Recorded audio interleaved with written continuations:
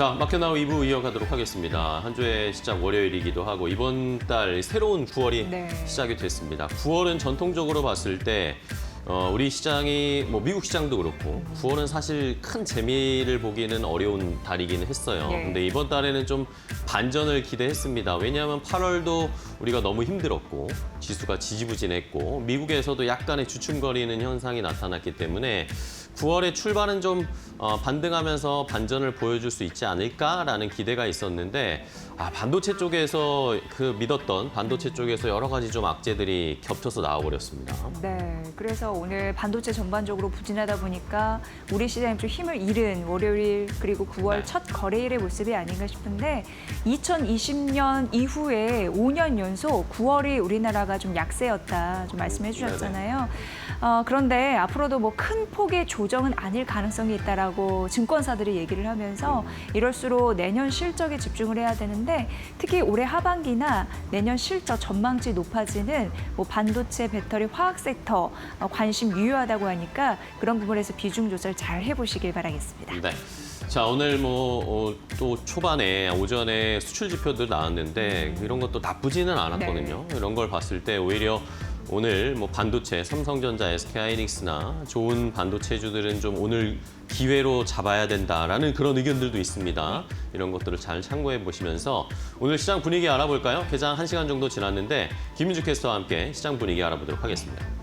네, 우리 시장 10시 1분 구간을 지나고 있습니다. 오늘 양시장은 하락 출발했지만 그래도 낙폭을 조금은 줄여주는 모습을 현재 시간 보여주고 있는데요. 그래도 여전히 양지수는 파란불 켜면서 거래가 되고 있습니다. 코스피 시장 안에서 업종별, 종목별 흐름들은 어쩐지 조금 더 자세한 흐름 트레이딩뷰를 통해서 잡아보도록 하겠습니다. 오늘 일단 삼성전자와 SK하이닉스의 낙폭이 깊습니다. AI 칩의 중국 자체적인 생산 그리고 여기에 더해서 미국이 중국에 대한 반도체 장비 규제를 강화한다라는 소식이 오늘 국내 반도체들의 주들의 투심을 악화시키고 있고요. 삼성전자가 1.87%가량 현재 시간 하락하고 있고 SK하이닉스가 3.72%가량 하락입니다.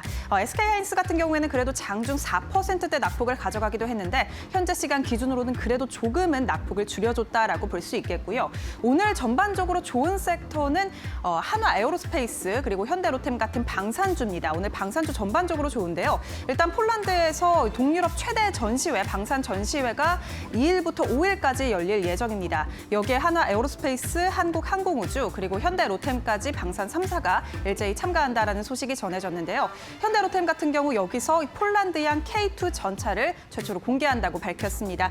이러한 모멘텀 더해지면서 오늘 한화 에어로스페이스 4% 넘게 튀어오르고 있고요. 현대로템은 1.3%가량 상승, 한국항공우주도 0.32%가량 오르고 있습니다. 한화시스템도 1.38%가량 오르면서 오늘 지수 대비해서 방산주들 좋은 흐름 보여주고 있습니다. 조선주도 좋은데요. 하나오션이 2% 넘게 오르고 있고 HD 한국조선해양도 2.34%가량 오르고 있습니다. 다만 HD 현대중공업은 1% 넘게 하락하고 있고 HD 현대미포도 오늘은 하락하고 있다는 점 함께 말씀드리도록 하겠습니다. 이 외에 오늘 금융주 단 안에서 이 3차 상법 개정안 자사주 소각 의무화를 담고 있죠. 여기에 더해서 이에 따라서 이 9월 정기 국회를 앞두고 추가적인 소식이 나올지 일단 기대가 되고 있는데요. 부국증권 같은 자사주 비중이 높은 기업들 위주로 오늘 상승하는 모습 보여주고 있고요. 다만 금융주 단 안에서의 엇갈린 흐름은 일단 현재 시간 포착이 되고 있는데 KB금융지주가 0.46%가량 하락하고 있고 신한금융지주도 0.61%가량 하락입니다. 삼성생명보험 같은 경우에는 1%가량 상승하고 있고요. 전반적으로 시장 안에서 엇갈린 흐름 일단은 보여주고 있다는 점 체크가 되고 있습니다. 그리고 오늘 네이버와 카카오가 엇갈린 흐름 보여주고 있는데 카카오가 1.6%가량 하락입니다. 김범수 공동창업자의 구형 소식이 오늘 전해졌고요. 이에 따라서 카카오 그리고 카카오 그룹주까지 일제히 하락하는 모습 보여주고 있습니다. 다만 키움증권에서는 이를 저가 매수로 활용해 볼 수 있다라는 조언이 함께 나왔다는 점 함께 말씀드리도록 하겠고요. 카카오 현재 시간 기준으로 일단 1%대 낙폭을 가져가고 있습니다. 현대차와 기아는 오늘 상승 출발했고 지금으로도 상승하고 있는 모습 보여주고 있는데 있는데 오름폭을 점차 키우고 있습니다. 기아 같은 경우에는 1.51%가량 오르고 있고요. 현대차도 1%가량 오르는 모습 보여주고 있습니다. 그렇다면 코스닥 시장은 어떨까요? 코스닥 시장도 함께 살펴보도록 하겠습니다. 오늘 코스닥 시장 안에서 알테오젠이 정말 강한 상승을 보여주고 있는데요. 장 초반부터 4%대 상승폭을 보여줬던 알테오젠 현재 시간 기준으로도 6% 넘게 강하게 오르는 모습 보여주고 있습니다. 이외에 HLB도 6%대 강세입니다. 휴젤도 7% 넘게 튀어오르면서 오늘 제약바이오단 안에서 일단 상승 탄력이 강하게 붙고 있는 종목들 눈에 띄는데요. HLB 같은 경우에는 이 자사의 관절염 이 약이 시장에서 40만 개 가량이 판매가 됐다라는 호재성 소식 오늘 들려왔고 이에 따라서 일단 주목을 받고 있는 것으로 보입니다. 원택도 5% 넘게 오르고 있고 메디톡스도 1%가량 오르고 있는데요. 일단 이 미용 의료기기 단에서의 상승 오늘 눈에 띈다라는 점 함께 짚어드리도록 하겠습니다. 그리고 오늘 반도체 소부장단은 일단 쉬어가는 모습 보여주고 있습니다. 특히 삼성전자, SK하이닉스향 반도체 소부장이 전반적으로 쉬어가는 모습 보여주고 있는데 원익 IPS가 3%가량 하락하고 있고요. HPSP도 2%대 낙폭을 가져가고 있습니다. 그리고 오늘 로봇주들 나쁘지 않은 흐름 보여주고 있습니다. 하이젠 RNM이 1%가량 상승하고 있고요. 레인보우 로보틱스도 0.55%가량 상승입니다. 그리고 엔터주들 오늘 좋은데요. JYP 엔터테인먼트가 현재 시간 기준으로 3% 넘게 오르는 모습 보여주고 있습니다.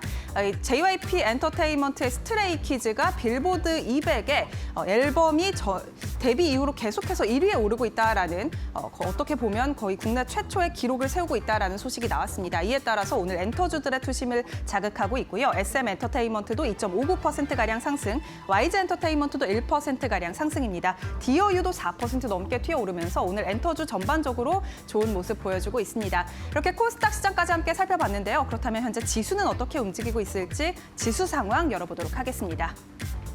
일단 오늘 코스피, 코스닥 양시장 일제히 하락하며 움직이고 있습니다. 코스피가 0.44%가량 하락하면서 3,172선 부근을 지나가고 있고요.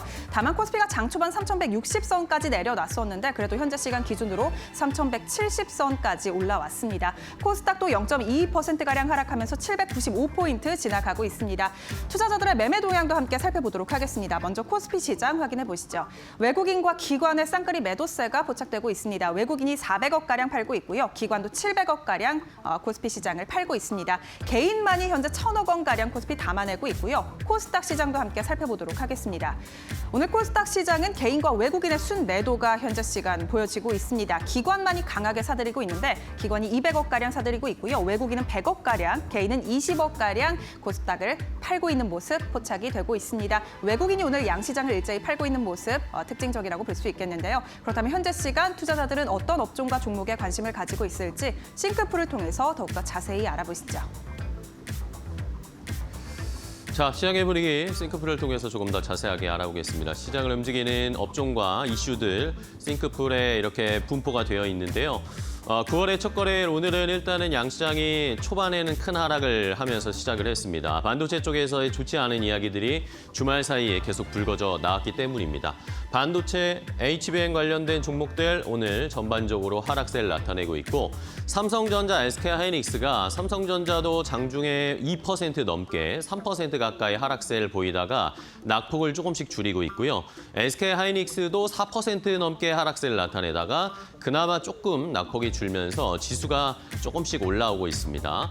일단은 지난 금요일에 알리바바가 AI 칩을 자체적으로 만들고 있다. 이런 월스트리트저널의 보도가 있었습니다. 여기에다가 미국이 삼성전자나 SK하이닉스에게 중국에서의 공장, 여기에 미국의 장비가 들어가면 개별 건별로 승인을 받아야 된다. 이런 부담을 또 하나 줬습니다. 이러다 보니까 겹치면서 이 반도체 관련해서 그동안 한미정상회담하고 잘 분위기가 좀 펼쳐지는가 싶었는데 갑자기 또 미국에서 태클을 걸어왔습니다. 이런 것들이 좀 부담이 되는 모습인데 잠시 후에 두잇에서 조금 더 자세하게 좀 알아볼게요. 이 알리바바가 만드는 AI 칩은 도대체 뭔지, 진짜 성능이 좋은 건지, 그리고 여기에 중간에 끼어버린 우리나라 삼성전자, SK하이닉스는 어떤 전략을 세워야 할지 잠시 후에 AI 관련해서 강정수 박사 조금 더 자세하게 이야기를 나눠보도록 하겠습니다.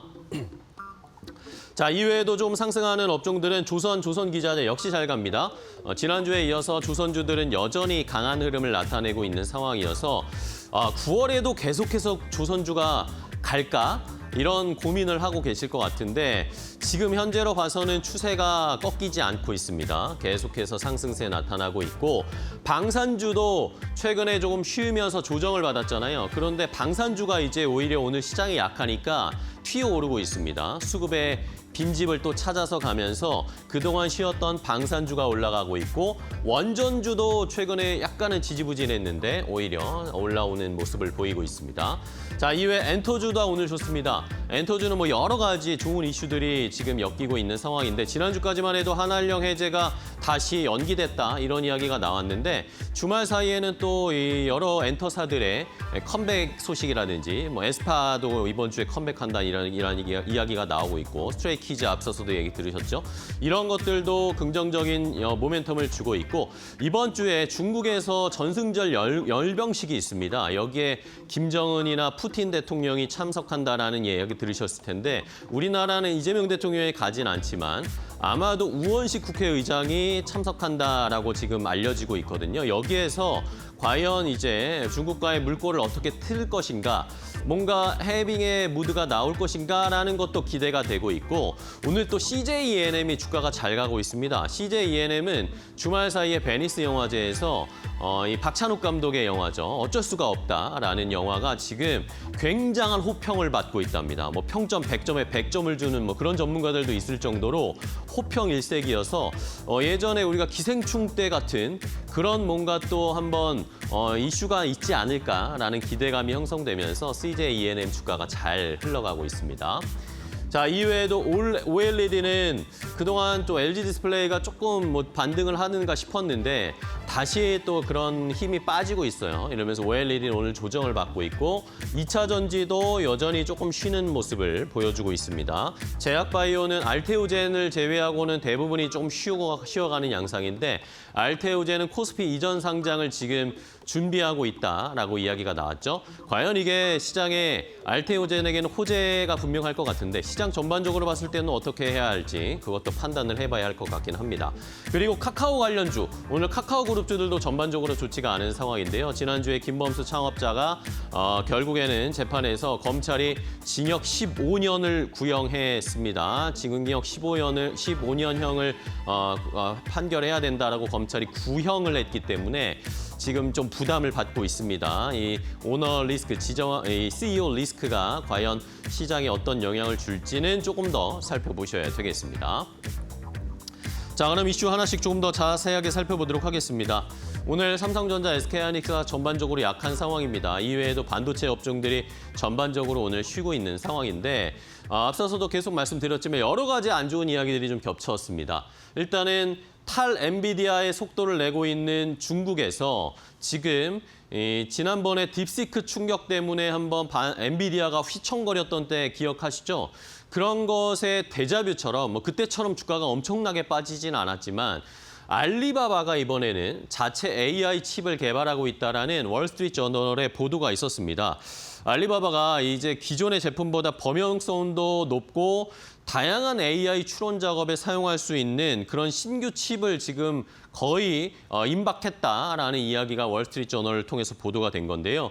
여기에 또 하나 더 신경 써야 될 것은 자체 AI 칩을 개발하는 것도 개발하는 것인데 그것을 제작하는, 그러니까 생산을 맡기는, 그동안에는 TSMC에서 대부분 이것을 의뢰해서 파운드리에서 만들었잖아요. 근데 그것도 파운드리를 TSMC가 아니라 중국 자체 파운드리에서 이걸 만들고 있답니다. 그러다 보니까 개발, 칩 설계나 개발부터 그리고 최종의 조립 단계까지 전부 다 중국에서 내재화하는 거 아닌가라는 그런 시장에서는 부담, 충격, 미국에서도 이것에 대해서 깜짝 놀라는 그런 쇼크를 보였거든요. 이러면서 지난 금요일에 미국 시간으로 필라델피아 반도체 지수가 전반적으로 좋지가 않았습니다. 여기에다가 추가적으로 우리에게 직접적으로 영향을 주는 것이었는데요. 미국 상무부가 검증된 최종 사용자 VEU 명단에서 우리나라의 삼성전자, SK하이닉스를 제외하겠다라고 발표를 했습니다. 여기에서 제외된 업체들이 인텔 반도체 유한공사, 삼성 반도체 유한공사, SK하이닉스 반도체 유한공사 이 세 개를 제외하겠다라고 했는데 인텔 반도체 유한공사도 SK하이닉스가 인수를 했습니다. 그러니까 결국에 우리나라 삼성전자, SK하이닉스 중국에 있는 공장에 미국의 장비를 들여갈 때는 이제 개별 건별로 기기 장비를 하나씩 들여간다라는 것을 계속 보고를 하고 승인을 받아야 된다는 겁니다. 그전에는 이것을 그냥 다 같이 허용해주는 그런 검증된 최종 사용자 혜택을 줬었거든요. 근데 이것을 이제는 주지 않겠다라고 이야기를 했기 때문에 중국 반도체 공장의 확장이나 기술 업그레이드가 이제는 까다로워지게 된 것이죠. 이러면서 삼성전자 같은 경우에는 중국 시장에서는 거의 낸드만 정도만 만드는 상황이어서 그나마 조금 부담이 덜한데 SK하이닉스 같은 경우에는 낸드뿐만 아니라 D램도 역시 중국에서 만들고 있기 때문에 이것이 SK하이닉스 쪽에 조금 더 부담이 되는 거 아닌가. 그리고 엔비디아에 어쨌든 영향을 주는 미국의 이슈가 있었기 때문에 오늘 그러면서 SK하이닉스의 주가가 조금 더 많이 빠지고 있는 상황입니다. 자, 그래도 뭐 그나마 다행이라고 해야 될까요? 8월 수출 지표가 오늘 나왔습니다. 전체적으로는 3개월 연속 우리가 플러스 증가하는 모습을 보여줬고 그 안에서도 반도체 관련해서는 어쨌든 27.1%나 증가하면서 계속 좋은 수출 실적을 보여주고 있습니다. 해외로 우리가 반도체 수출을 잘 하고 있는 상황은 그나마 조금 다행인데 미국에서, 중국에서 자꾸 좀 부담스러운 이야기가 들려오네요. 자, 그럼 오늘 시장에서 반도체 관련된 종목들 주가 어떻게 움직이고 있는지 함께 확인을 좀 해보겠습니다. 네, 중국의 반도체 자립의 문제는 어제 오늘의 일이 아니었는데 그래서 이제 SK증권 같은 경우에도 단기적인 실적에 영향은 뭐 크게 주지 않겠지만 장기적으로 봤을 때는 우려할 요인이다라고 얘기를 하고 있는 상황입니다. 미국이 중국을 배척함으로써 중국이 자력 갱생 지속적으로 하고 있는 와중에 우리나라 반도체도 좀 직격탄을 맞은 흐름들 장 초반에 나타나고 있는 상황이고요. 삼성전자가 한 2% 가까이 빠지면서 7만 전자 이탈, 영전이 이제 6만 8천 원 선에서 지금 움직이고 있는데 외국인의 매도가 6거래 연속 이어지고 있는 흐름들 나타내주고 있고 오늘 장 초반에 한 56만 주 정도 매도가 또 연이어서 나오고 있다라는 점 말씀드리겠습니다. 삼성전자 같은 경우에도 중국에 시안 그 법인이 있는데요. 그쪽이 어떻게 보면 해외에 있는 유일한 낸드 생산 기지라고 보시면 되는데 거기서 이제 낸드 플래시, 낸드 한 40% 점유율 비중을 차지하고 있거든요. 그러니까 영향을 받을 수밖에 없는 상황이고요. SK하이닉스 더 밀리죠. 4% 가깝게 밀리면서 26만 원 선 이탈한 상황인데 역시나 SK하이닉스는 중국에 영향이 있죠. 우시 법인 같은 경우에는요. D램 쪽 생산 40% 정도 하고 인텔의 지분을 일정 부분 좀 갖고 있잖아요. 그러니까 뭐냐면 그 다램 법인 쪽이라고 생각하시면 되는데 21년도부터 25년도까지 그 추가적으로 이제 받기로 한 그런 계약이었죠. 근데 다램 법인 같은 경우에도 낸드 생산 기지인데 이쪽이 한 25%를 차지하고 있습니다. 그렇기 때문에 메모리, 반도체 앞으로 이쪽에서 문제가 생기지 않을까라는 우려감 오늘 있을 수 있다라는 점 말씀드리면서 한 3.8% 밀리고 있다라는 점 말씀드리겠습니다. 한미반도체는 사실 만년 3위라고 할 수 있는 그 마이크론과 합작하면서 HBM 좀 완판해보자라는 의지가 있었던 게 사실인데요. 오늘 4% SK하이닉스와 짝꿍이니까 같이 이제 밀리고 있는 거고 산업용 쪽에서 이제 하나비전, 하나세미텍 이쪽도 2분기 영업 손실 2억 원 정도 나타내면서 가파르게 손실폭을 좀 축소 중이었는데 오늘 좀 악재성 매물 나오면서 4% 이상 미끄러집니다. 5만 1,000원 선 보여주고 있습니다.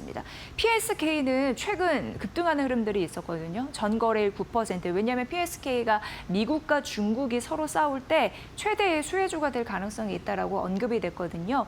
왜냐하면 이렇게 미국이 뭐 중국을 압박하고 중국산 이런 부분에서 이제 문제가 생기면 국내 라인 투자를 본격화할 가능성이 있는데 PSK가 세전 정비 쪽이거든요. 그러니까 국내에 관심을 쏠리게 되면 조금 더 매출액이나 수요가 늘 가능성이 있다라고 언급이 됐습니다. 하지만 전일 종일 급등한 그런 흐름에서 오늘 반도체 전반적으로 분위기가 안 좋았고 그리고 투자 심리가 안 좋은 상황에서 같이 밀립니다. 2% 하락하면서 23,900원 선 보여주고 있습니다. 반도체 오늘 좋지 않다라는 분위기 알려드리면서 두 번째 테마 넘어가 보도록 하겠습니다. 자, 오늘 그래도 조금 분위기가 좋은 업종은 방산주입니다. 조선주야 뭐 이렇게 트럼프의 힘을 받아서 계속해서 잘 가고 있는 상황이고 방산주가 최근에 어쨌든 러시아 우크라이나 전쟁 끝날 것 같다라는 그런 것 때문에 조정을 좀 받았잖아요. 주가들이 어느 정도 좀 내려왔다가 오늘 또 튀어오르고 있습니다. 시장이 전반적으로 약하면서 어디에 투자를 해야 될까 다시 방향성을 찾으니까 돌고 돌아 찾고 보니 다시 방산이었습니다.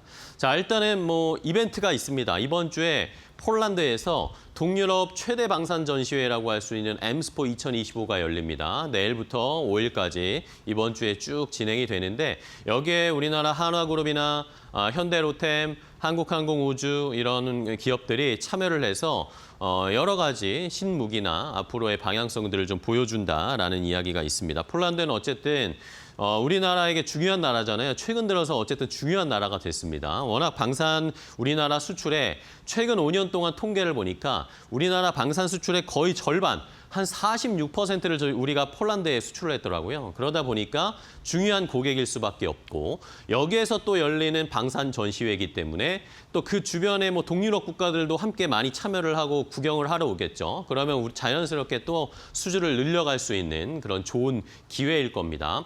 자, 일단은 한화오션 같은 경우에는 최근에 캐나다 쪽에 잠수함 사업 지금 추진하고 있잖아요. 이것뿐만 아니라 폴란드 쪽에서도 지금 차세대 잠수함 획득 사업을 추진하고 있답니다. 여기에서 우리가 뭔가 어필할 수 있는 그런 잠수함 관련 무기들을 한화오션이 많이 보여주기로 지금 준비를 하고 있다고 하고 한화시스템 같은 경우에는 지대공 유도 무기 체계 이런 시스템을 공개할 것으로 예상이 됩니다. 현대로템 같은 경우에는 역시 폴란드가 중요한 국가죠. 이번에 폴란드형 K2 전차를 이번 박람회에서 처음으로 공개를 한답니다.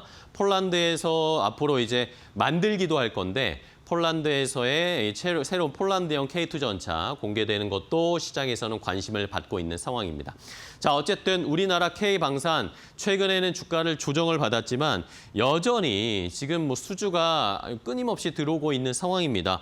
K방산의 4대장이라고 할 수 있는 한화에어로스페이스, LIG넥스원, 현대로템, 또 한국항공우주까지 2분기 말까지 상반기의 수주 잔고를 살펴보니까 상반기에만 지금 수주 잔고가 100조 원이었습니다. 이러다 보니까 이런 빅4 방산업체들뿐만 아니라 그 밑단에 이제 방산업체들에게 부품을 공급하고 소재를 공급하고 같이 협업하는 그런 기업들도 덩달아서 성장할 가능성이 높다. 결국에는 K방산 플러스 알파로 K방산의 소부장 업체들도 이제는 잘 봐야 된다라는 그런 의견도 시장에서는 커지고 있습니다. 자, 적당히 조정을 받고 오늘 주가가 올라오고 있는데 방산주들의 주가 상황도 한번 체크해 보시죠.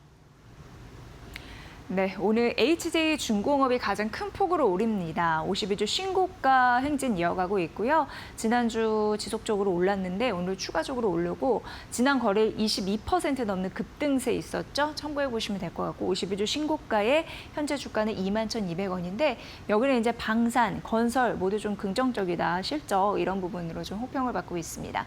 삼양컴테 오늘 52주 신고가 동시에 기록을 했습니다. 12% 가까운 급등세를 연출하고 있는데 여기는 그 방탄 솔루션 기업이잖아요. 특히 방탄 소재에 특화된 기업이고요. 무엇보다도 뭐 전차, 갑옷, 명가라는 또 타이틀이 있는 그런 곳입니다. 지난 거래일 대비해서 한 1,930원 정도 상승하고 있습니다. 하나 에어로스페이스 그리고 세트랙 아이 역시 각각 4%, 2% 상승 해세 보여주고 있고요. 하나오션, 뭐 마스가 프로젝트의 하나오션 그 임원들이 또 대거에 포진돼 있다라고 하죠. 오늘 3% 상승하면서 11만 5,700원 선 보여주고 있습니다. 시가 대비 상승폭 높이는 양봉의 흐름 오후장까지 이어질 수 있을지 그 분위기 굉장히 중요해집니다. 자, 방산주 오늘 가는데 이 부분까지 살펴드렸고요. 세 번째 테마 가보도록 하겠습니다.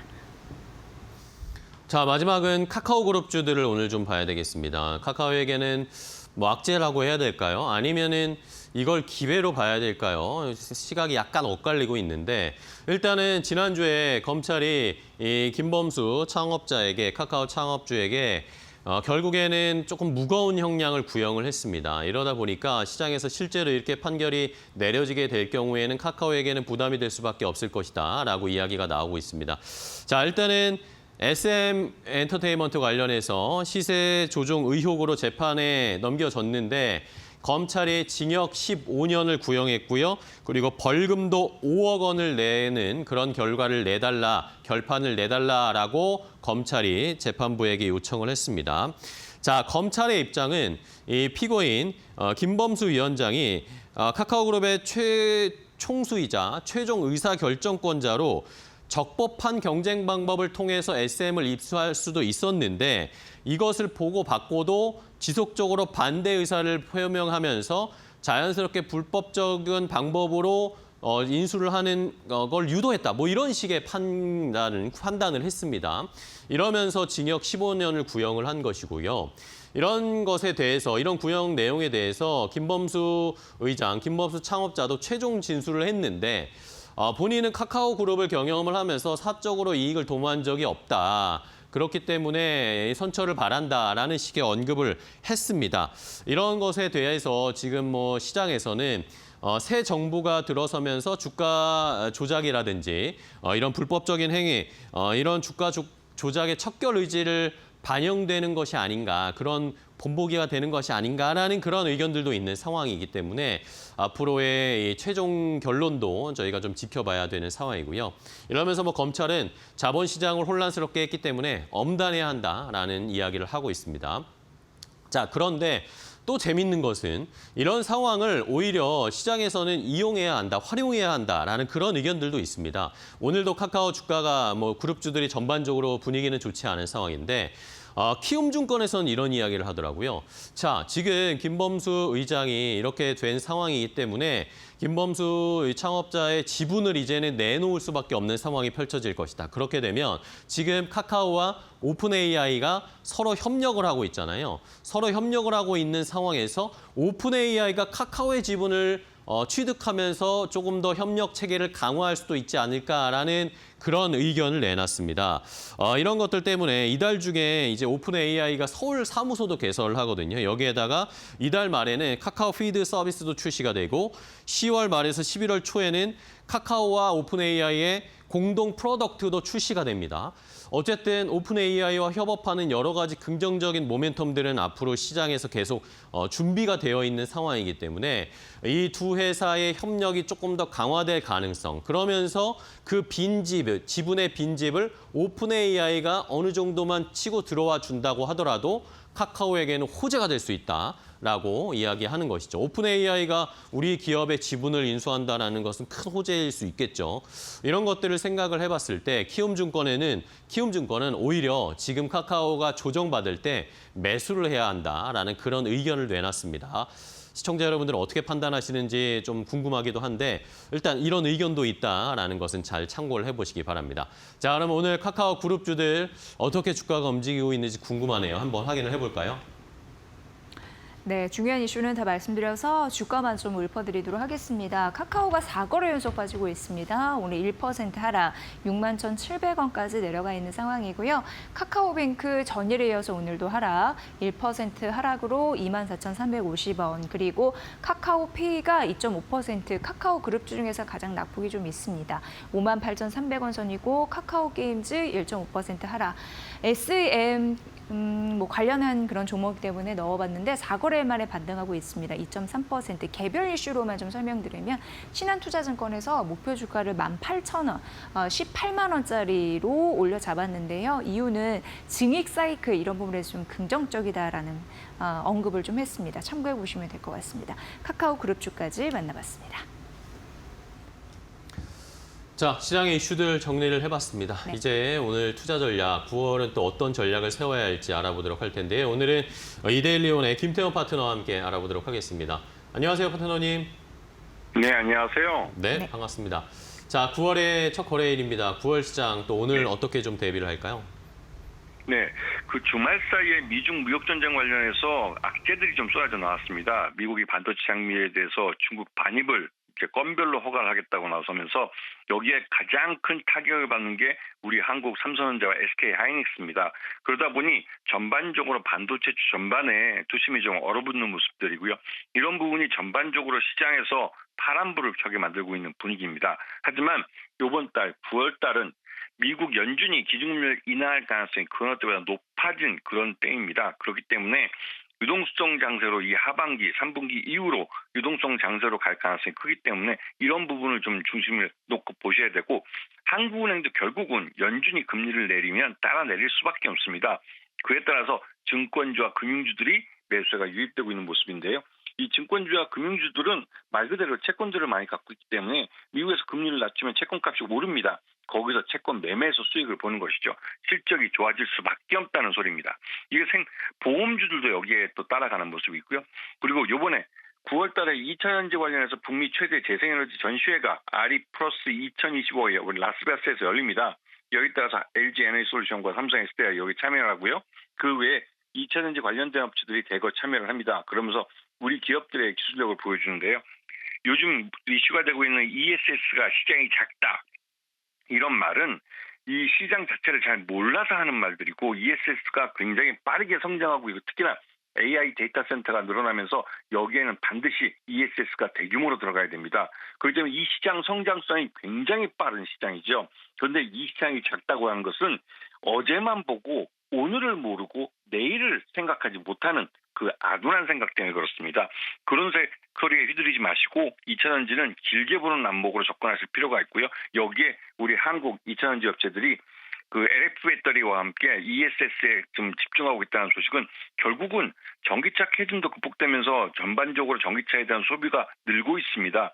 이에 따라서 전기차 배터리에 대한 시장도 같이 늘어나기 때문에 2차전지 관련주들이 중심 놓고 보셔야 될 그런 타임이라는 것이고요. 현대차와 기아도 그 IRA 견제 속에서 북미 전기 자동차 판매와 자동차 판매를 늘려왔기 때문에 이 너무 트럼프가 이 전기차 보조금을 조기에 중단하는 것에 대해서 너무 크게 우려할 바는 아닌 것 같습니다. 이제 전기차는 대중화의 시대로 넘어갑니다. 지금 시장에서 전반적으로 실적과 또 호재성 재료는 유동성 장세에 대한 기대감이 시장에 영향을 미치고 있습니다. 그러면서 상반기부터 실적이 좋았던 조선주와 방산주 이런 실적이 좋은 종목들의 매수세가 몰리고 있죠. 원래 9월은 추석 때문에도 시장 내에서 자금이 외부로 빠져나가는 게 많은 달입니다. 그래서 항상 이 9월장은 별로 좋지 않다는 말을 했는데 이번 달은 좀 다르죠. 기준금리 인하 가능성이 높기 때문에 그에 따라서 이 하반기 이후로 유동성 장세가 만들어질 수 있습니다. 그렇기 때문에 더더욱 지금은 실적과 유동성 장세라는 큰 줄기를 잡고 포트폴리오를 조정해야 할 그런 때입니다. 네, 정말 9월 기준금리 인하 결정이 되는 미국 쪽에 그런 굉장히 중요한 이슈가 있네요. 실적과 유동성, 이 두 마리 토끼를 다 잡아봐야 될 텐데 그런 배경 하에서 낙수 효과를 받을 수 있는 특징주 뭐가 있을까요? 네, 실적과 유동성 두 개를 다 잡을 수 있는 건 바로 대시권 같은 증권주들이죠. 지금 증권주에서 예전에도 말씀드렸지만 이 밈주가 되어버리는 부국증권과 신용증권 같은 경우는 관련된 뉴스가 나오면 무조건 묻지마 매수가 들어옵니다. 그거는 품절주기 때문에 나타나는 현상이고 실제로 대신증권과 미래에셋증권은 실적이 동반해서 실적이 주가를 밀어올리는 종목들입니다. 여기다가 상법이 개정되면서 자사주 이 소각에 대한 의무화가 추진되고 있습니다. 그에 따라서 대신증권 같은 경우도 자사주를 20% 이상 갖고 있기 때문에 그에 대한 수혜를 볼 가능성이 크고요. 전반적으로 이 금리 인하를 통해서 유동성 장세가 만들어졌을 때 전국 단위로 소매 금융만을 갖고 있는 대신증권은 위탁 매매 수수료 수익을 바로 증가시킬 수 있는 그런 회사입니다. 그렇기 때문에 실적과 유동성 장세 두 개를 본다면 대신증권이 가장 좋은 선택지가 될 것 같습니다. 네, 알겠습니다. 증권주, 대신증권 조금 더 저희 자세하게 살펴보도록 하겠습니다. 오늘 좋은 전략 주셔서 감사하고요. 다음 시간에 또 뵐게요. 고맙습니다. 네, 고맙습니다. 네, 잘 들었습니다. 자, 이제 이렇게 마켓나우 브리핑으로 시장 분위기는 알아봤고 한 걸음 더 깊이 들어가서 전략 세워봐야 되겠죠. 오늘 반도체가 아무래도 가장 궁금하실 것 같습니다. 어떻게 전략을 세워야 할지 잠시 후에 두잇에서 알려드리도록 하겠습니다.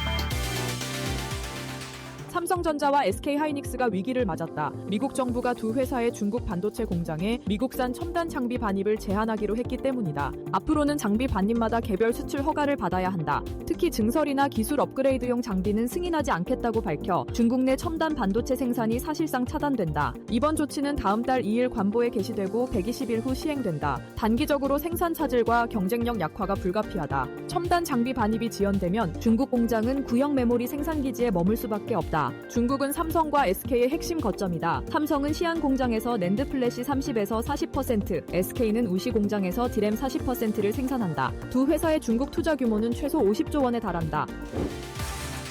오는 10월 경북 경주에서 열리는 에이펙 정상회의에 젠슨 황 엔비디아 CEO가 참석한다. 이번 회의 의제가 경제 발전을 위한 AI인 만큼 황 CEO는 직접 AI 관련 세션을 진행할 예정이다. 그는 지난 25일 워싱턴에서 열린 한미 비즈니스 라운드 테이블에도 깜짝 등장해 이재명 대통령과 처음 만났고 SK하이닉스와 삼성전자 칩 협력 논의도 언급됐다. 황 CEO 방안은 트럼프 대통령과 시진핑 주석의 회동 가능성까지 키우고 있다. 미중 갈등 속 에이펙에서 AI 규제와 공급망 협력이 주요 논의가 될 전망이며 테크 업계는 황 CEO가 국내 삼성 SK 공장을 방문할 가능성도 있다고 본다. 엔비디아는 시가총액 4조 달러를 돌파하며 미 테크 업계를 대표하고 있다. SK하이닉스는 이미 HBM을 엔비디아에 대량 공급 중이고 삼성전자는 올해 납품 개시 전망이 나오면서 세계 반도체 판도 변화의 분수령이 될 것으로 보인다.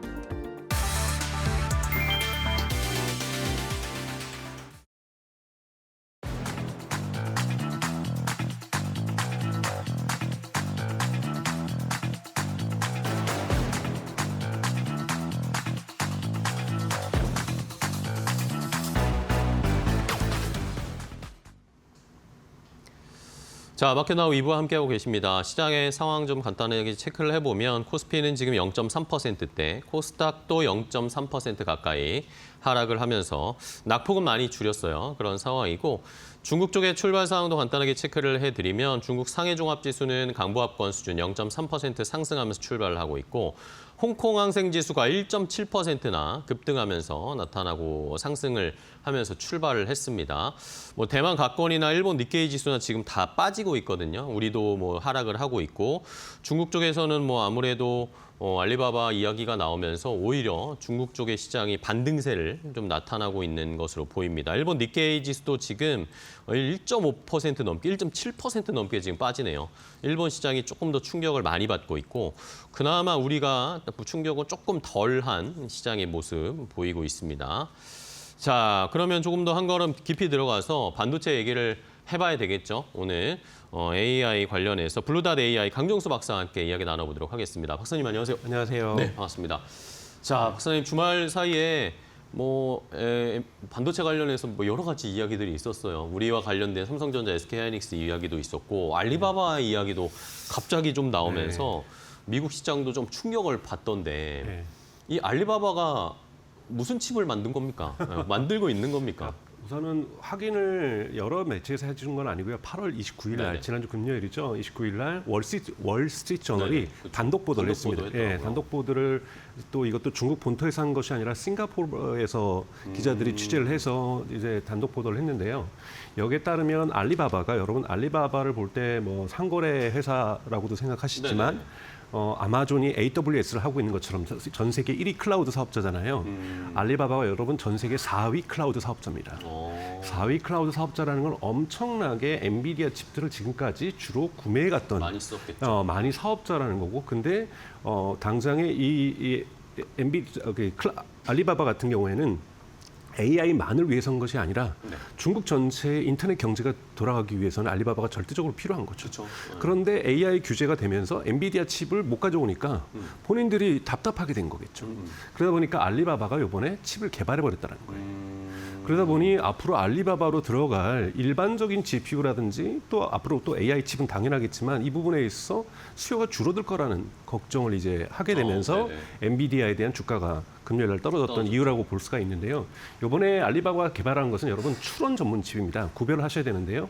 엔비디아 칩은 학습, AI를 학습할 때도 쓰이고, 그다음에 이 학습을 해서 여러분들이 이제 질문을 던지면 답변하는 걸 추론이라고 하는데요. 네네. 이러한 답변하는 과정에서 발생하는 이런 추론 과정들은 엔비디아 칩은 범용 칩이라고 해서 다 할 수가 있습니다. 이번에 알리바바가 개발한 것은 추론 전용 칩이다. 추론 전용. 그렇기 때문에 제한적이고 학습을 이걸 가지고 할 수는 없어요. 그렇기 때문에 엔비디아로부터 완전히 독립할 수는 없는데요.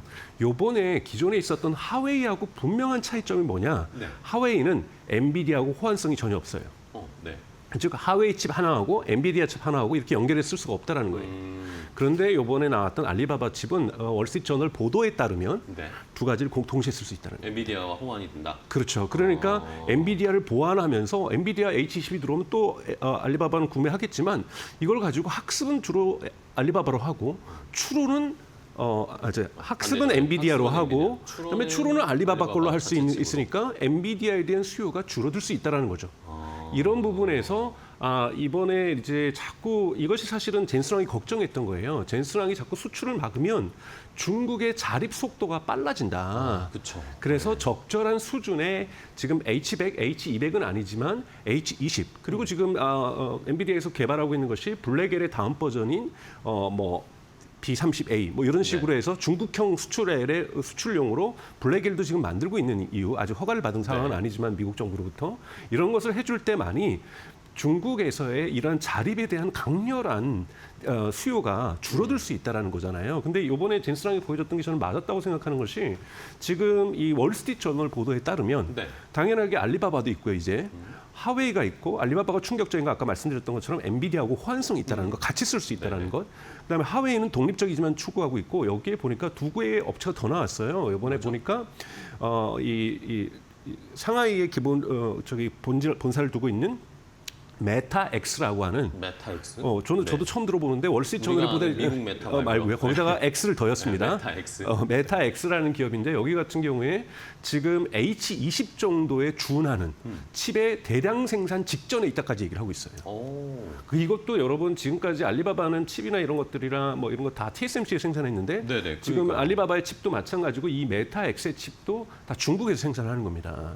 근데 이것이 월스트리트 저널 보도니까 우리가 아무래도 좀 신뢰를 가지고 보게 됩니다만 이것이 진짜 팩트라든지 정말로 이게 돌아가고 가열 없고 오류 없이 돌아가는지는 확인할 길은 아직은 없어요. 네. 하지만 중국에서 생각보다 빠른 속도로 추격하고 있다는 것이 이건 팩트라는 거죠. 그렇네요. 그러니까 이 부분에서 지난주 금요일 날 월스트리트 저널 이 보도 때문에 사실 엔비디아가 주가가 내려가는 이런 일들을 겪었던 것이 지난주 일이라고 볼 수 있고 이번 주 어떻게 미국 증시가 이걸 소화해낼지는 좀 지켜봐야 될 거라고 보고 있습니다. 네. 자, 이게 결국에는 알리바바가 추론 칩을 만들고 있다. 뭐 네. 거의 엔비디아와 호환되는 칩을 만들고 있다라는 것도 충격적이었는데 말씀 마지막에 해주신 것처럼 TSMC에서 만든 게 아니라 네. 자체적인 파운드리도 가능하다라는 그렇죠. 걸로 볼 수 있는 거 네, 아닙니까? 중국에 이미 있는 여러분 아시는 중국 그 상하이에 있는 가장 큰 중국 반도체 제조업체가 있잖아요. TSMC 준하는 여기에서 물론 나노 차원에서 그러니까 뭐 지금 3나노, 2나노까지는 거기 얼씬도 못 하고 있는 거고 지금 현재 7나노를 완성하고 있다라는 거고 5나노로 가고 있다라는 거를 얘기를 하고 있거든요. 그래서 이런 부분에서 아직 격차는 있지만 이 수율이 또 나쁘다고 얘기를 하지만 이 부분에서는 별로 중국은 걱정하지 않는다라는 거고 수율을 해서 나머지 버리더라도 경제적 효율성이 떨어지더라도 중국 정부가 지원해 준다고 있다라는 거고요. 물론 제한은 명확하게 있어요. 가장 중요한 건 여러분 이제 뭐 ASMR, 네덜란드 ASMR의 노광 장비라든지 이런 것부터 해서 이런 것 자체도 수입이 불가능하잖아요. 네네. 그리고 미국이라든지 일본이라든지 이러한 곳에 있는 반도체 생산 장비들 이런 것도 수입이 불가능하기 때문에 이 모든 것을 대체하면서 쫓아가기는 다 어렵다. 그렇기 때문에 지금은 쉽게 얘기해서 구형 장비로 할 수 있는 만큼 최대한 쫓아오고 있는 거다. 그렇기 때문에 신형 장비가 없는 이상은 앞으로 더 좋아지는 예를 들면 엔비디아는 블랙에를 만들고 있고 앞으로는 계속 루빈도 만들고 있고 계속해서 진화하고 있고 한국도 SK 하이닉스 같은 경우 HBM4를 만든다든지 이런 식으로 진화하고 있다라면 이 진화한 반도체를 만들 수 있는 장비 자체는 이제 없다. 지금 할 수 있는 최대치를 그들은 만들고 있는 거다. 왜냐하면 장비가 여기까지밖에 안 되기 때문에 그렇기 때문에 중국에 따라 쫓아오는 속도를 늦출 수는 있지만 지금 중국도 엄청나게 또 장비에다도 투자를 하고 있거든요. 반도체 생산 장비에다 투자를 하고 있기 때문에 이 결과가 어떻게 나올지는 그쵸. 또 어떤 서프라이즈가 나올지는 저희가 모르고 있는 상태라는 거죠. 근데 이 필요가 수요를 만든다고 정말 필요하니까 발명하는 거고 필요하니까 개발하고 있는 거잖아요. 그러니까 이러한 부분에서 저는 지나치게 지금 중국에다가 이 독립의 가능성들을 자꾸 심어주는 것은 지정학적 갈등으로서도 좋지 않다라고 저는 보고 있어요. 자꾸 TSMC에 의존하게 해주고 엔비디아에게 의존하게 해주고 이랬을 때 서로가 공생하면서 지정학적인 갈등도 안 내놓을 텐데 정말 TSMC에서 독립하게 된다라면 엔비디아로부터 독립한다라면 타이완 예를 들면 침공하지 않을 이유가 전혀 없어지는 거잖아요. 그러니까 이런 부분에서 중국의 AI 독립을 그대로 놔두는 건 저는 좋지 않다고 보고 있습니다. 네. 자, 그런 상황이 어쨌든 이게 중국이 어쨌든 말씀해 주신 것처럼 모든 역량을 동원해서 지금 쫓아가고 있는 상황인데 거기에 또 어떻게 보면 약간의 자신감도 내비치는 것처럼 보이는 게 얼마 전에 트럼프 대통령이 결국엔 미국이 H20은 그럼 엔비디아한테 H20은 중국에 팔아라라고 허용을 해줬는데 그걸 오히려 중국에서 거기에 H20에 뭐가 들어가 있을지 어떻게 하냐라고 하면서 자체 칩을 사용하는 것을 조금 권장한다. 그리고 조금 더 봐야겠다라는 식의 나왔다라고 하는 겁니다. 그럼 중국이 어느 정도 지금 말씀해 주신 것처럼 자생력을 가졌다, 자신감이 어느 정도 있다 이렇게 봐도 될까요? 그러니까 그건 제가 아까 말씀드렸던 것처럼 현재로서는 낡은 노후화된 장비로서 생산할 수 있는 최대치를 끌어내고 있는 거기 때문에 그냥 자신감의 표현이라기보다는 그냥 외교적으로 수사들이 지금 오고 가고 있다고 저는 생각이 들어요. 왜냐하면 트럼프 대통령도 행정부도 허가를 해준다고 했지만 이번에 엔비디아의 실적 발표에서 나왔지만 7월 달에 허가한다고 했지만 7, 8월에 전혀 허가장을 안 받았다.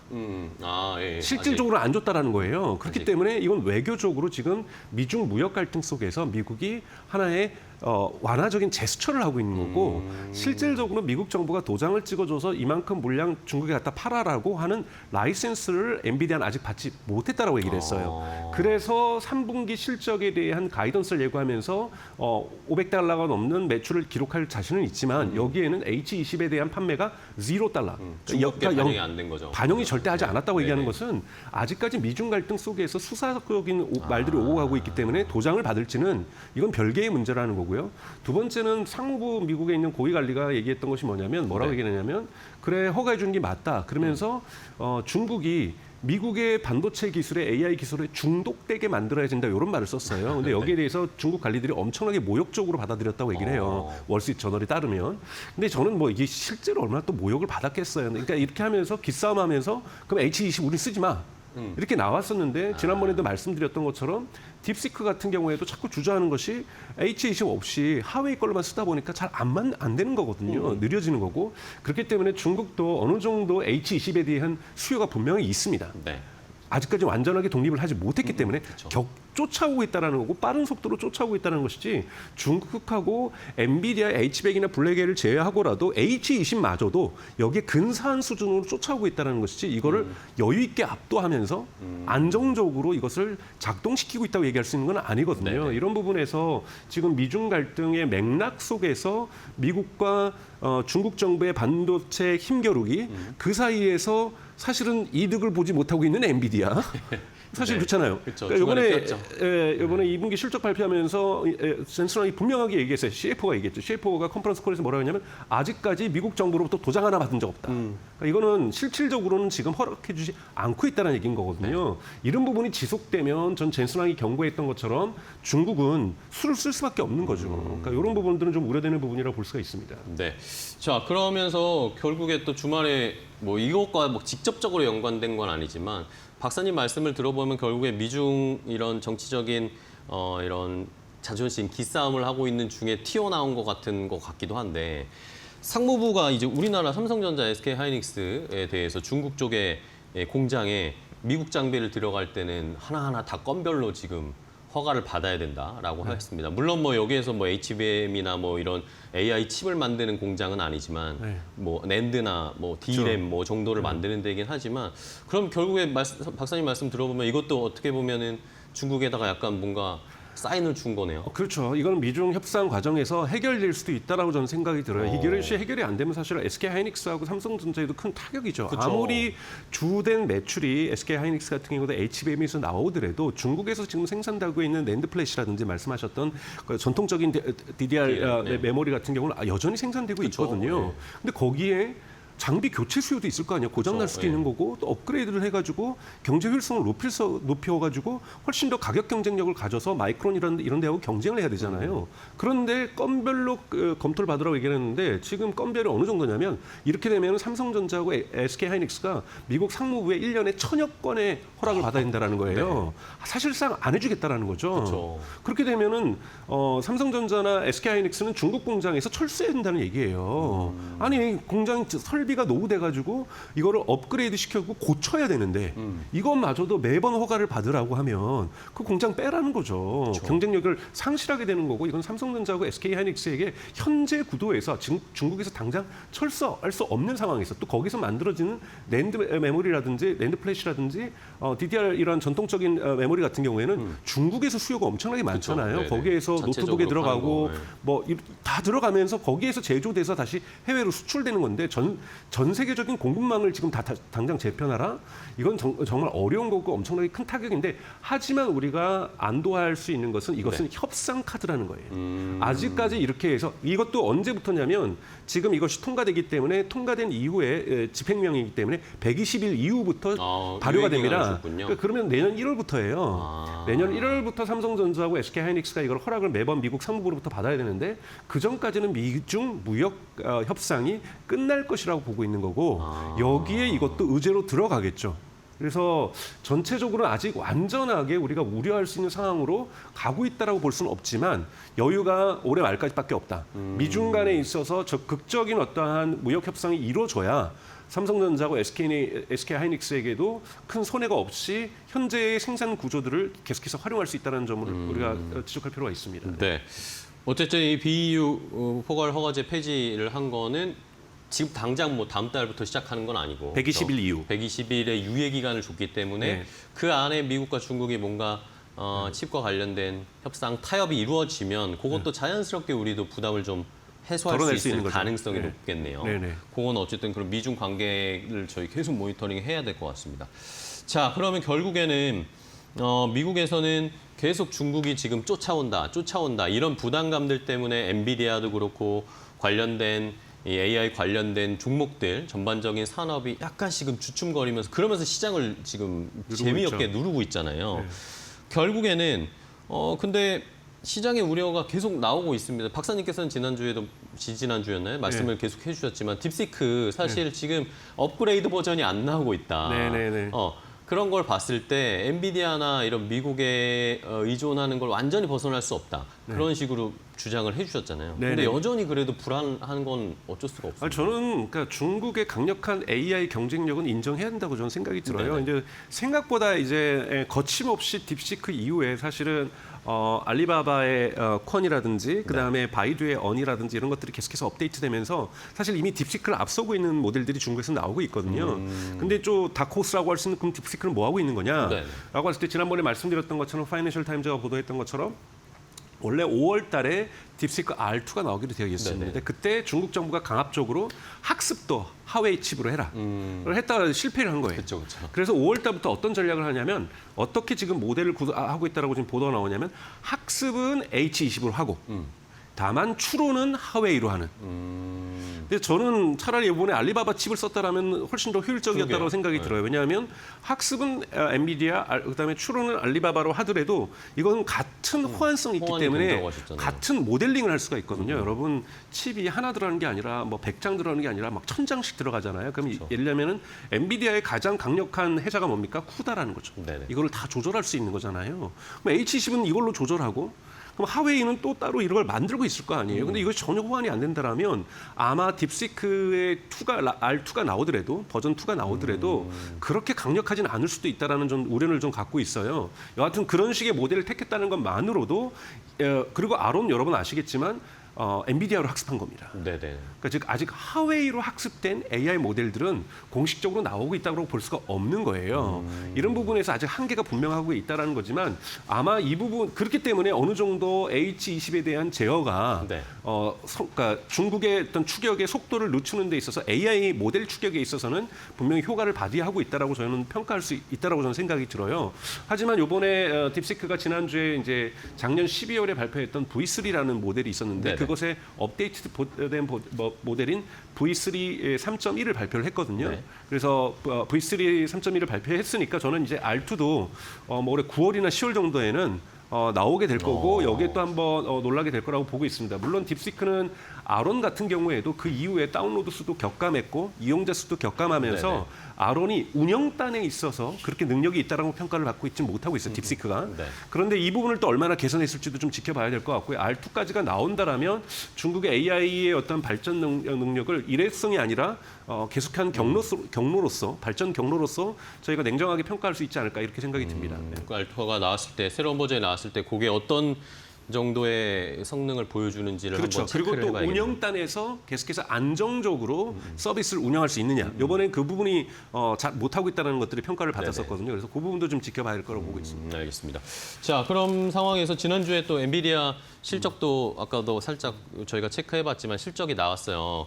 뭐 엔비디아 실적 나오기 전에 또 그 전에 뭐 그 타이밍에 자꾸 AI 거품론 이야기 나왔고 샘 올트먼도 그렇게 얘기하고 MIT도 그런 이야기가 계속 흘러나왔었던 상황이었는데 실적을 딱 박사님은 보셨을 때 어떻게 느끼셨습니까? 뭐 저 같은 경우에는 어쨌든 중국에서 H20 매출 그걸 안 잡고 네. 뭐 그 2분기의 실적도 그렇고 앞으로의 가이던스도 중국 실적을 반영을 안 했음에도 불구하고 숫자는 전 굉장히 좋았다고 판단했거든요. 저도 좋았다고 판단을 네. 했고요. 이제 다만 이제 데이터 센터의 이제 매출이 사실 예상치보다 데이터 조금, 예상치보다 아주 조금. 네. 물론 근데 데이터 센터의 매출이 전체 매출의 80% 이상을 차지하고 있기 때문에 가장 중요하고 또 사실은 데이터 센터 매출 중에서 마이크로소프트하고 메타 두 기업에 대한 의존도가 너무 크다라는 네네네. 부분 이런 것들이 예. 우려스러울 수 있지만 가장 중요한 것은 지금 수요가 공급을 이끌고 있는 거잖아요. 네네. 즉 계속해서 지금 TSMC를 통해서 공급을 확대하고 있는데 젠스랑이 이번에 뭐라고 얘기했습니까? H100하고 H200은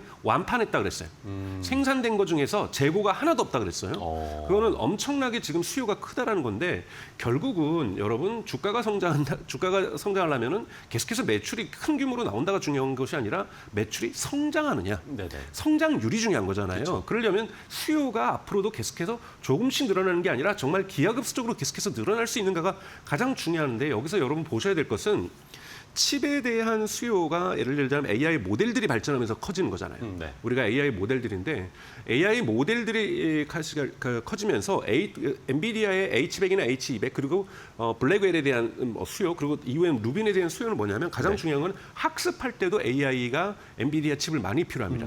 근데 추론할 때도 과거에는 많이 필요하려 하지 않았어요. 네네. 근데 이제는 추론할 때도 칩을 많이 필요해요. 여러분 추론할 때 지금 보십시오. 과거에는 정말 짧게 질문하면 짧게 답했잖아요. 그렇죠. 근데 요즘은 짧게 물어도 길게 답할 수 있고 저희가 딥 리서치 같은 거를 시켜버리면은 얘가 30분 동안 관련된 자료를 찾아서 예, 그쵸. 생각해서 답을 내는 추론 모델이 있잖아요. 그렇죠. 그래서 젠슨 왕도 앞으로 AI 미래는 이런 추론 모델과 에이전트 모델이라고 얘기를 했잖아요. 이 에이전트와 추론 모델이라는 것은 기본적으로 추론하는 과정에서 학습하는 과정도 엔비디아 칩을 많이 필요하지만 추론하는 과정에서도 지금보다 100배, 1000배 더 많은 토큰을 필요로 한다는 거예요. 자, 이렇게 될 경우에는 뭐라고 얘기를 하고 있냐면 6개월마다 추론할 때 필요한 토큰의 양, 즉 GPU의 필요성들이 2배씩 증가하고 있다는 거예요. 그러면 기하급수적으로 증가하고 있는 거거든요. 네네네. 이거를 즉 AI 모델이 발전할수록 추론할 때 필요한 토큰의 양이 기하급수적으로 증가한다. 이거는 결국은 엔비디아 칩에 대한 수요 또한 계속해서 증가할 수밖에 없다. 네. 증가한다는 전제 조건은 AI 모델이 발전하면 돼요. AI 모델이 발전을 멈춰버렸다. 네. 그러면 이제 엔비디아 칩에 대한 수요도 수요는 이제 폭발적으로 성장할 수가 없죠. 네. 근데 여러분 지금 AI 모델이 성장이 멈췄다고 판단하십니까? 더 그러면 성장해야죠. 거품이죠. 그러면 거품이 터지는 겁니다. 지금 이 거품이 끼어 있다고 할지라도 근데 지금 AI 모델 자체의 성능 등이 계속해서 좋아지고 있고 그 X.AI 그록 4.0 내놨었는데 GPT-5 내놓으니까 일론 머스크 얘기하잖아요. 그러면 올해 말까지 그록 5 내놓겠다. 그러면 뭐 올해 말까지 아니라 내년 초까지 그록 5가 나오는 거죠. 네. 자, 구글 제미나이 지금 바나나 갖고 열풍이지만 바나나 열풍이면 여러분 그거 할 때마다 토큰이 얼마나 많이 필요하겠어요. 바나나 기능 없을 때보다 네. 바나나 기능이 있으면 훨씬 더 많은 토큰을 필요로 합니다. 네. 엔비디아 칩을 구글도 더 많이 필요하겠죠. AI 칩을 더 많이 필요로 하게 된다는 거예요. 그리고 또 하나 구글도 GPT-5하고 경쟁하기 위해서 지금 제미나이 3.0 곧 내놓을 거란 말이죠. 그쵸. 계속해서 고급 모델이 나온다는 것은 추론할 때 토큰을 더 많이 쓴다. 우리가 질문하면 답변할 때 토큰을 더 많이 쓴다. 엔비디아 칩을 더 많이 필요로 한다. 이렇게 여러분 생각하면 쉽습니다. 그래서 학습도 중요하지만 추론하는 과정에서도 GPU의 수요는 폭발적으로 증가하고 있기 때문에 앞으로 계속해서 수요가 공급을 이끌고 있는 시장의 성격은 변함이 없다. 그런 부분에서 성장률이 조금씩은 둔화되고 있지만 이것이 더 둔화돼서 0으로 수렴한다든지 성장은 없는 정체되는 시장으로 가지는 않을 것이다. 자, 여기에서 다시 한번 모델들이 점프업을 하는 3, 4분기라든지 내년 초분기 되면은 다시 엔비디아의 칩에 대한 수요는 증가할 수 있다. 이런 부분에서 계속해서 블랙엘이라든지 이러한 부분에 대한 수요는 꾸준하게 저는 성장할 거라고 보고 있습니다. 네, 알겠습니다. 결국에는 박사님은 이 AI 쪽의 추론 쪽에서의 성장이 이제 그전에는 학습 쪽에 많은 우리 시장에서의 관심과 수요가 폭발했다면 그 다음 패러다임으로 넘어와서 이제는 추론 쪽에서의 성장이 일어나고 있는데 그거를 우리가 간과하거나 느끼지 못한다면 이제 우리가 소외되는 거죠. 네, 그걸 이제 말씀해 주셨으니까. 그러니까 학습에서도 곡선은 계속 올라가고 있는 거고 수요는 증가하고 있습니다. 모델이 좋아지고 있어. 근데 여기에 추론이 과거에는 그렇게 높게 차지 않는데 여기서 추론이 더 높게 만들어지면서 수요는 더욱더 크게 학습과 추론이 합쳐지고 있다는 거예요. 학습만 있었던 것에서. 그러니까 이런 부분에서 엔비디아에 대한 수요가 결코 거품이 저는 당분간 꺼지지 않을 거라 보고 있는 거죠. 알겠습니다. 뭐 그렇게 생각하면 어떻게 보면 이런 이슈가 나왔을 때 조정을 받거나 쉬어갈 때가 또 기회일 수도 있다라는 생각도 해볼 수 있겠죠. 자연스럽게 투자하실 때. 네, 좋습니다. 오늘 뭐 주말 사이에 뭐 알리바바 또 삼성전자, SK하이닉스 관련된 이슈가 나와서 궁금하셨을 텐데 강정수 박사님께서 아주 시원하게 속내를 알려주셨습니다. 오늘 좋은 인사이트 주셔서 감사하고요. 다음 시간에 또 뵙겠습니다. 고생 많으셨어요. 고맙습니다. 고맙습니다.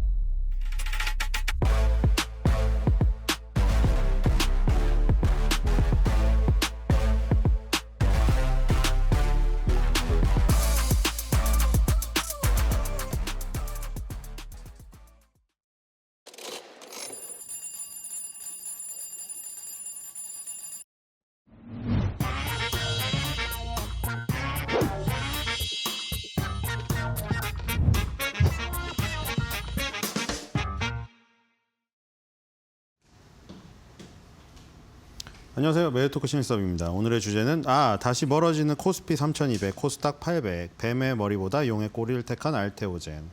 자, 지금 무더위가 막바지 기승을 부리고 있는 게 아닌가. 지금 계절 절기상으로는 가을에 벌써 접어들었는데요. 저 왜 이렇게 덥죠? 자, 주가도 지금 더위를 먹은 것 같습니다. 자, 지금 이게 가을 되면 풀릴까요? 뭐 물론 계절 절기에 따라서 주가의 흐름을 지금 기대하는 거는 사실 미신에 가깝지만, 자, 어쨌든 횡보 구간은 상당히 길어지고 있다. 자, 이게 기업인데, 기업 차트랑 뭐 종합주가지수랑 완전히 똑같을 수는 없는데, 요즘에 이건 지금 대본 없는 건데 잠깐 볼게요. 지금 조선주랑 조선기자재주가 날아가잖아요. 여러분들 조선주 아시는 분들은 한국카본이라는 주식을 아실 거예요. 간단히만 설명드리면 이제 조선주는 배를 만드는 업체잖아요. 배를 만드는 업체가 이제 어떤 그 발주를 받아오면은 수주를 받으면 발주처에서 뭐 그게 석유화학회사일 수도 있고 무슨 저기 해운사일 수도 있어요. 거기서 이제 우리나라 조선사한테 배를 만들어 달라고 했단 말이에요. 그럼 배를 만들어 달라고 했으면 이제 그 주문을 받아가지고 그 밑에 조선 기자재 회사들한테 또 주문을 넣겠죠. 맨 먼저 이제 피팅 회사, 관이음새라고 이제 파이프 만드는 회사, 파이프는 상당히 많이 들어가기 때문에 그게 용접용 피팅이라고 구경이 엄청 넓은 동그라미, 지름이, 그것들이 이제 용접용 피팅이라고 태광 성광밴드가 있고, 근데 마지막에 이제 좀 밸브라던가 이제 계기판 같은 거 있잖아요. 우리 집에도 가스 계기판 있죠. 그 우리 시침 분침 같이 생겨가지고 침 있고 밸브 잠그는 거 있잖아요. 맨날 뭐 휴가 가는데 밸브 잠궜니 확인해라, 뭐 가스 밸브 쓰시는 분들, 전기 레인지는 또 전기를 꺼야겠지만 어쨌든 그런 개장용 피팅 쪽이 있어요. 또 하이로코리아라던가 이런 쪽이. 그 다음에 이제 본행제, 우리 LNG 선 만들 때 그 LNG가 기체 가스기 때문에 액화를 시켜야 되는데 그 액화된 그 물체가 기화가 된단 말이에요. 다시. 그래서 그걸 막기 위해서 방벽을 설치해야 되는데 그 LNG 탱크가 아주 필수적이에요. 거기 들어가면 본행제가 있는데 한국카본, 동성화인텍 이제 투톱이란 말이에요. 근데 여기서 이제 뭐 그 기업 내용 설명드리려는 건 아니었는데 그냥 참고로 설명드렸고요. 아까 그 직업도로 횡보가 길어지고 있다고 했는데 지난 시간에 기억나시나요? 지난주에? 횡보 기간이 길면 길고 지루하면 지루할수록 그게 터졌을 때, 포텐이 터졌을 때 엄청난 에너지 발생된다고 얘기 드렸죠, 제가. 그리고 그게 확률적으로 위로 가려면 어떤 저기가 있어야 된다고 했어요. 전제 조건이. 그 전에 모습이 상승이었어야 된다고 했죠. 상승 후 횡보는 상승의 확률이 높고 하락 후 횡보는 방송에서 그걸 하방 경직이라고 하면 그 전의 흐름을 무시한 얘기일 수가 있으니 잘 귀 기울여서 걸러드려야 된다고 말씀드렸죠. 자, 예를 들어 한국카본, 이건 기업인데 어차피 기업의 차트니 뭐 저기 업종의 차트니 지금 지수의 차트니 크고 작은 것만 있지 원리는 똑같아요. 자, 한국카본 보세요. 한국카본 2020년도에 지금 2020년 3월 달에 우리 무슨 일이 있었어요? 코로나 있었죠. 2020년 3월 달에 코로나 때 3,000, 이거 얼마예요? 3,985원, 4,000원 밑으로 갔었거든요. 물론 그런 특이한 일이 있었던 경우죠. 어쨌든 그 3,985원에서 2021년도 1월 달에는 14,750원을 가요. 이게 4배 갔죠. 자, 4배 간 다음에 2021년부터 2024년도까지 지금 만 4년 아닙니까? 만 4년 동안 보세요. 어디에 막혀 있었나? 16,000원이라는 벽에 막혀 있었잖아요. 4년 동안 16,000원을 뚫지 못하고 밑으로는 11,000원 정도예요. 11,000원, 16,000원 사이에 박스권에서 4년을 기다렸단 말이죠. 4년입니다. 4년. 지금 종합주가지수 4년 안 기다렸죠, 지금. 자, 이거 4년 기다리고 나서 터질 때 보세요. 장난 아니죠, 지금. 이거 지금 이번 연도에 3월 달 있죠. 3월 달 한 달 빼고 전부 양봉입니다. 그러니까 지금 한국카본을 4년 동안 이걸 참았던 거 아니면 4년 동안 계속 적립식 매수로 만약에 수량을 늘려놓으신 분들이 있잖아요. 이거 한 번에 그냥 업그레이드입니다. 자산. 그렇죠? 이렇게 되는 거예요. 그러니까 상승 후 횡보기 때문에 저 4년짜리가 터지면 저렇게 되죠. 자, 지금 보시면은 얼마 정도 횡보했나요? 종합주가지수. 2025년도 7월 달에 여기 7월 31일 날 이걸 못 간 거죠. 어쨌든 간에 3,300을 못 가고 지금 이 밑으로 내려가서 밑에는 지금 3,100 정도, 3,100에서 3,300 이 사이에 완전히 갇혀 있잖아요. 근데 이게 한 지금 2달 정도 됐거든요. 그러니까 지금 무엇을 말씀드리고 싶은가를 아시겠죠? 지금 4년짜리 횡보 구간이 터졌을 때 물론 엄청나게 긴 기간을 보여드렸지만 예로 딱 한국화본이 갔길래 예로 들기 딱 좋았어요. 그래서 지금 이건 2개월짜리지만 어쨌든 간에 4년짜리가 터질 때만큼의 포텐보다는 2개월짜리 포텐이 터질 때는 덜하겠죠. 하지만 어쨌든 중요한 포인트는 뭐예요?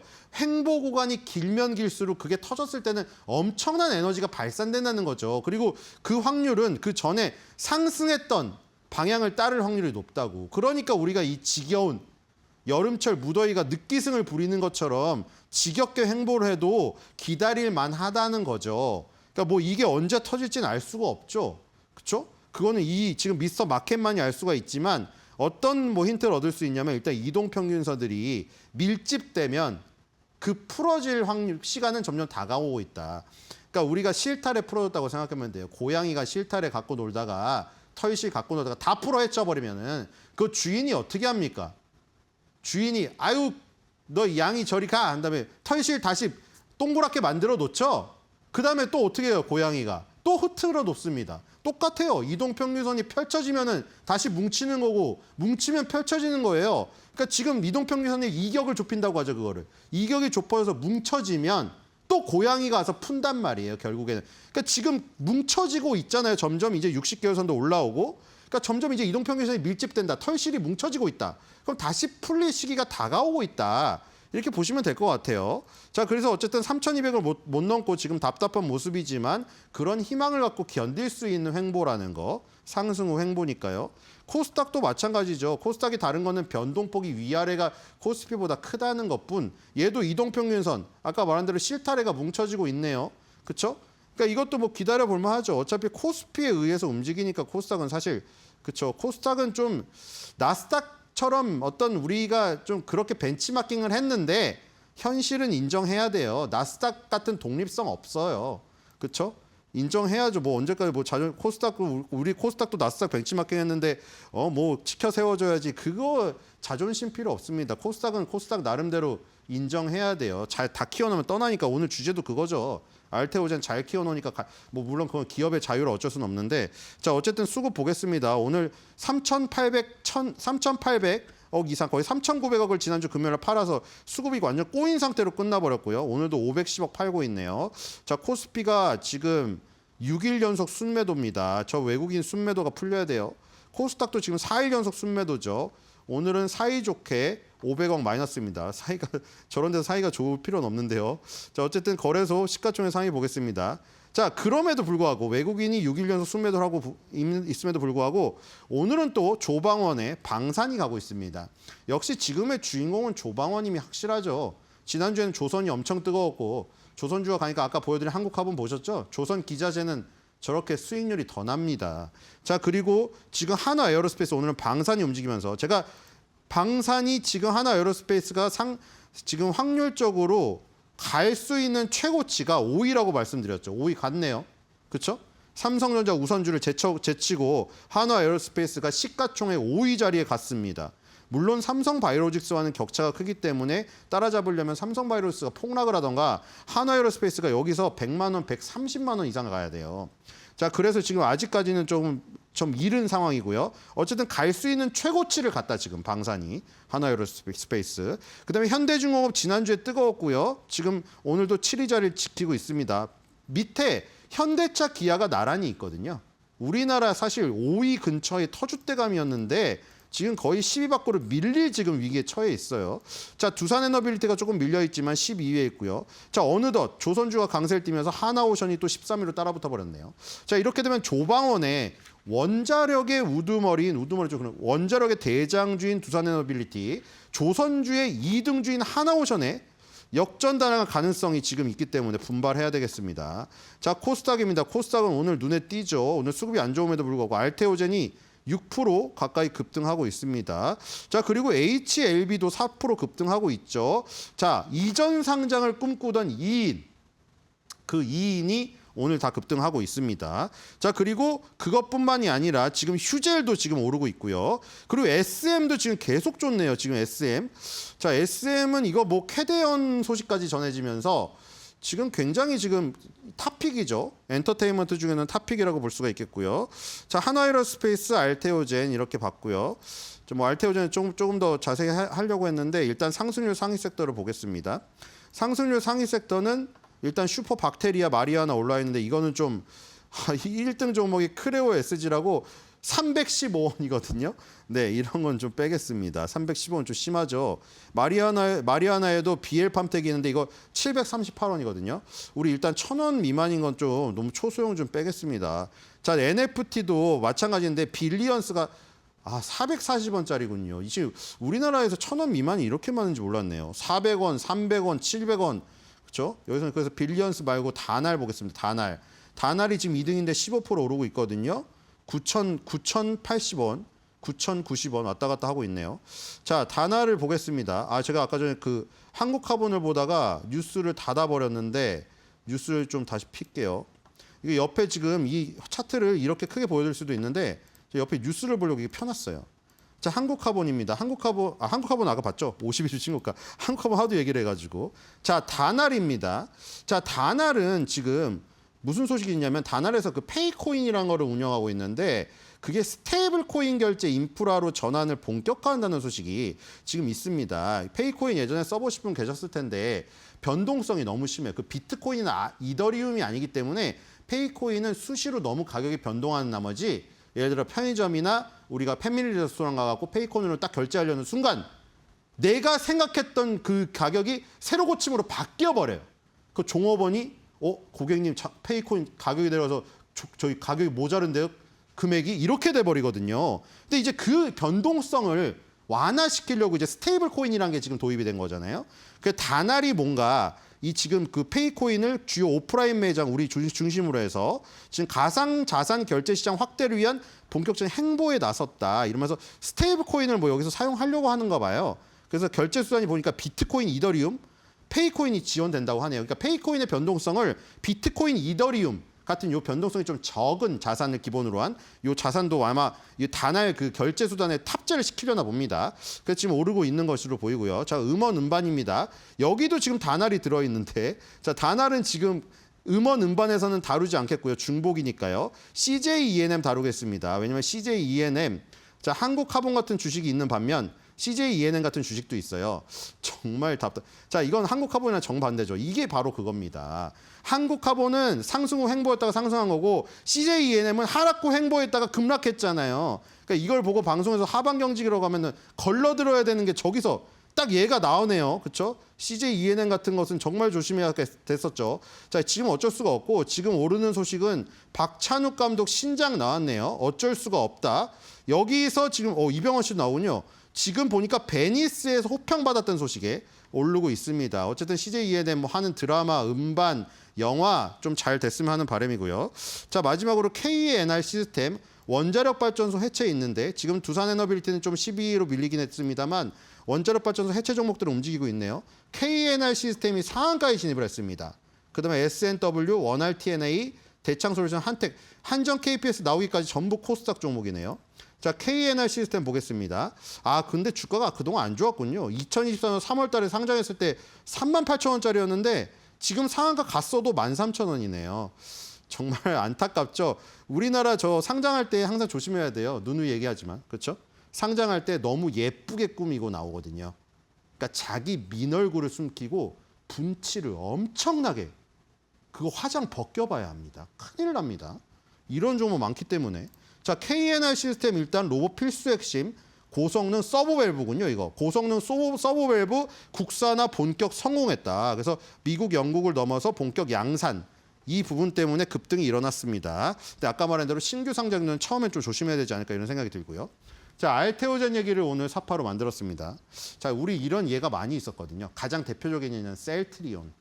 우리 지금 셀트리온이 사실 코스닥에 있었다면 뭐 지금도 새로운 인물들이 차지했지만 코스닥에서 조금 좀 터득점의 역할을 하면서 기둥 역할을 해주지 않았을까 이런 아쉬움이 있잖아요. NC소프트도 그랬고 지금이 안 좋지만 주가가. 자, 알테오젠도 마찬가지입니다. 지금 알테오젠이 빈자리를 만약에 한다면 에코프로 그룹이 약한 상태에서 1위가 빠지면 좀 허전하지 않을까요? 그런 생각이 들죠. 하지만 알테오젠 기업의 자유이기 때문에 어쩔 수 없습니다. 외국인들이 더 선호를 하고요. 코스피 종목이라고 하면 더 대우를 받습니다. 돈도 더 대출도 잘 되고요. 그러니까 갈 수밖에 없어요. 지금 지금 대표이사님이 나오셔서 천명을 했기 때문에. 자, 그래서 지금 알테오젠이나 옛날에 이 지금 그 썰트론이나 똑같은 논리예요. 나는 이 뱀의 머리, 그러니까 코스닥에서 1등 하기보다는 코스피에 가서 훨씬 더 신뢰를 얻고 용의 꼬리가 되더라도 그게 낫다 이겁니다. 그래서 저런 모습들은 코스닥 1위가 항상 거쳐갔던 모습들이고요. 알테오젠이 이번에 성공할 수 있을지 한번 지켜보도록 하겠습니다. 오늘의 한 줄 매드평으로 정리를 해보겠습니다. 뱀의 머리보단 용의 꼬리가 좋은 거를 너도 알테오젠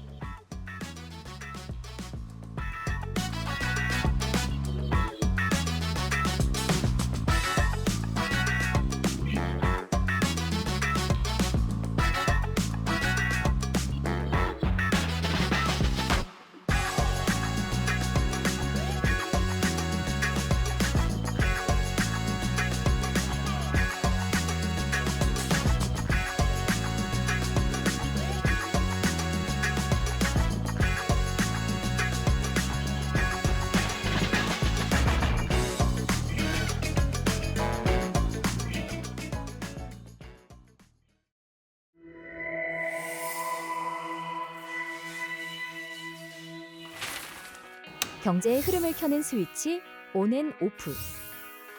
오늘은 물 스위치를 켜보겠습니다. 지금 물 스위치는 오프. 얼마 전 강릉에서는 비가 오지 않아 가정마다 절수령이 내려졌습니다. 아이러니하게도 같은 시기 아랫지방은 폭우와 홍수 피해로 몸살을 앓았죠. 물이 넘치는 곳과 메마른 곳이 동시에 존재하는 풍경. 이게 바로 기후 위기의 단면입니다.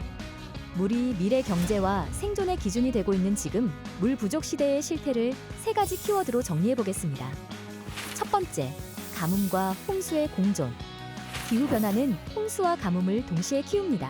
지구 온도가 1도 오를 때마다 대기 중 수증기량은 7% 늘어나 비는 더 세고 불균형하게 내리죠. 한국도 예외가 아닙니다. 광주는 하루 400mm가 넘는 폭우로 86년 만에 기록을 세웠고 경남 산청은 나흘 만에 793mm의 물폭탄을 맞았습니다. 그런데 같은 시기 강릉은 평년의 절반도 안 되는 비가 내렸고 관광객이 몰리면서 물 부족으로 인한 가정 절수령까지 내려졌습니다. 한쪽은 홍수로 집이 잠기고 다른 한쪽은 물이 없어 생활이 마비되는 상황. 홍수가 난다고 물이 풍족한 게 아니고 가뭄이 온다고 물이 완전히 사라진 것도 아닙니다. 이 모순이 바로 기후변화가 만들어낸 물의 불균형인 거죠. 두 번째, 경제 경쟁력의 변수. 전 세계 인구의 40% 이상이 물 부족 지역에 살고 있다는 UN 보고가 있습니다. 2050년이면 전 세계의 절반이 만성적인 물 부족에 직면할 거라고 하죠. 물은 이제 단순한 생필품이 아니라 산업 경쟁력입니다. 반도체 공장은 하루 수백만 톤의 초순수를 필요로 하고 농업 생산량은 물 부족에 직격탄을 맞습니다. 실제로 2022년 유럽의 가뭄은 곡물 수확량을 최대 20%나 줄였고 중국은 가뭄으로 양쯔강 수위가 낮아져 수력 발전과 물류까지 타격을 받았습니다. 세 번째, 개인의 삶으로 스며든 물 위기. 물 부족은 생활비와 직결됩니다. 수도요금 인상, 먹는 생수 가격 급등, 물 발자국을 고려한 소비까지. 우리가 마시는 커피 한 잔을 만들기 위해 필요한 물이 140리터, 청바지 한 벌은 7,500리터라는 사실 알고 계셨나요? 결국 물은 더 이상 흐르는 자연이 아니라 가격이 매겨지고 확보해야 하는 자원이 된 겁니다. 그래서 지금 물 스위치는 오프. 흔한 듯 보이지만 미래 세대에겐 가장 희귀한 자원이 될 수도 있는 것이죠.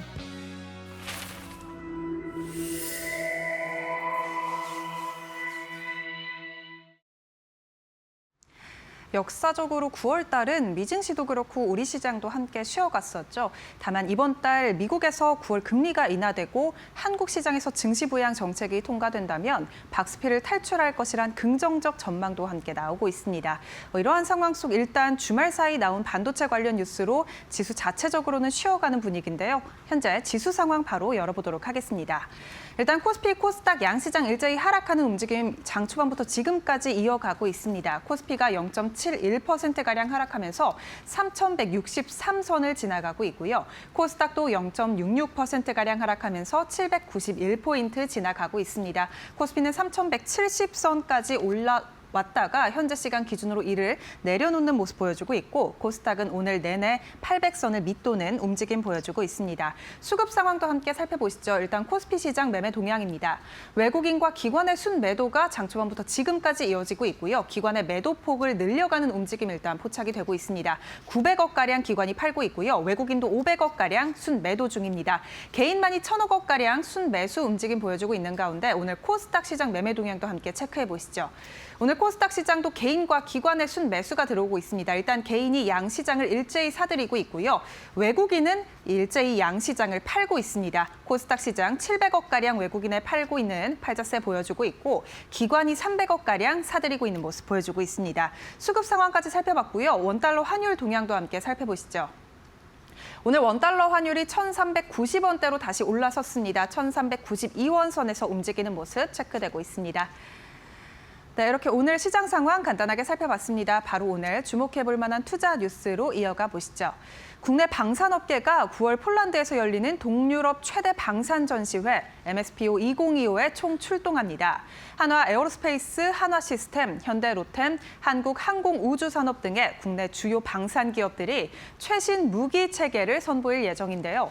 폴란드는 최근 5년간 국내 방산 수출의 46%를 차지하는 최대 시장이기 때문에 이번 전시회가 유럽 시장 공략의 절호의 기회가 될 것이란 분석이 나오고 있습니다.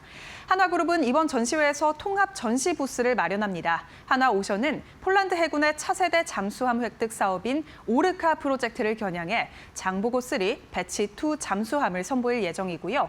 최근 폴란드와 약 9조 규모의 K2 전차 2차 계약을 체결한 현대로템은 이번 전시회에서 최대 규모의 전시관을 운영하는데요. 특히 현지에서 양산될 폴란드형 K2 전차도 목업으로 공개할 예정입니다. 이러한 소식에 오늘 국내 방산주들 주가 일제히 오르고 있습니다. 한화 에어로스페이스가 4.52%가량 오르면서 92만 5천 원 선 지나가고 있고요. 오늘 92만 원 선 다시금 회복해줬습니다. 현대로템도 0.52%가량 상승하면서 19만 3,100원 선 지나가고 있고요. 삼양컴텍도 오늘 두 자릿수 강세를 보이고 있습니다. 12% 넘게 튀어오르면서 18,300원 선 지나가고 있습니다. KNR 시스템이 로봇 제작에 필수적으로 쓰이는 핵심 부품인 소형 서보 밸브를 국산화에 성공하고 국내 최초로 본격적인 양산에 돌입합니다. 서보 밸브는 고압 유체의 유량을 조절해서 액추에이터의 움직임을 제어하는 유압 시스템의 핵심 부품인데요. 이는 로봇, 항공우주, 방산 등의 다양한 산업 분야에서 사용됩니다.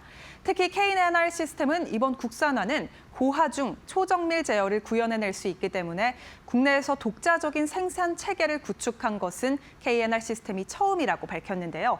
한편 KNR 시스템은 이번 양산 제품을 자사 로봇 제품뿐만이 아니라 타 로봇 제작 기업, 또 항공우주 및 방산 등의 산업으로 시장 확대를 꾀하고 있다고 함께 밝혔습니다.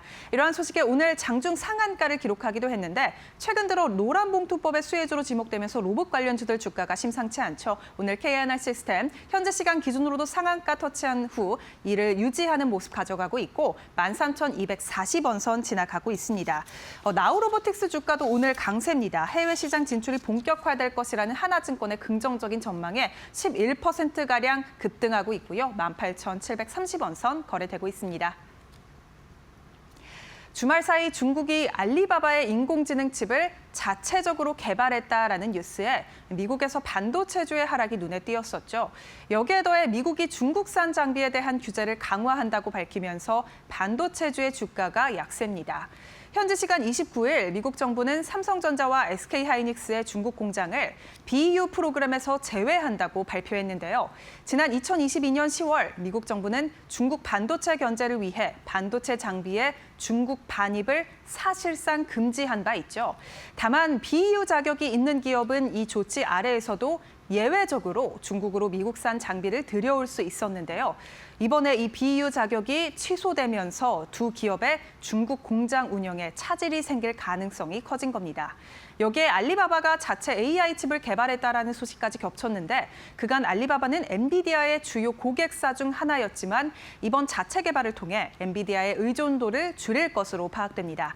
이러한 악재성 소식이 겹치면서 오늘 국내 반도체 투톱 주가가 일제히 빠지고 있습니다. 특히 SK하이닉스의 낙폭이 깊은데요. 현재 4%가량 하락하면서 25만 8천 원 선 지나가고 있고요. 삼성전자 주가도 오늘 2.15%가량 하락 중입니다. 68,200원 선 지나가고 있습니다.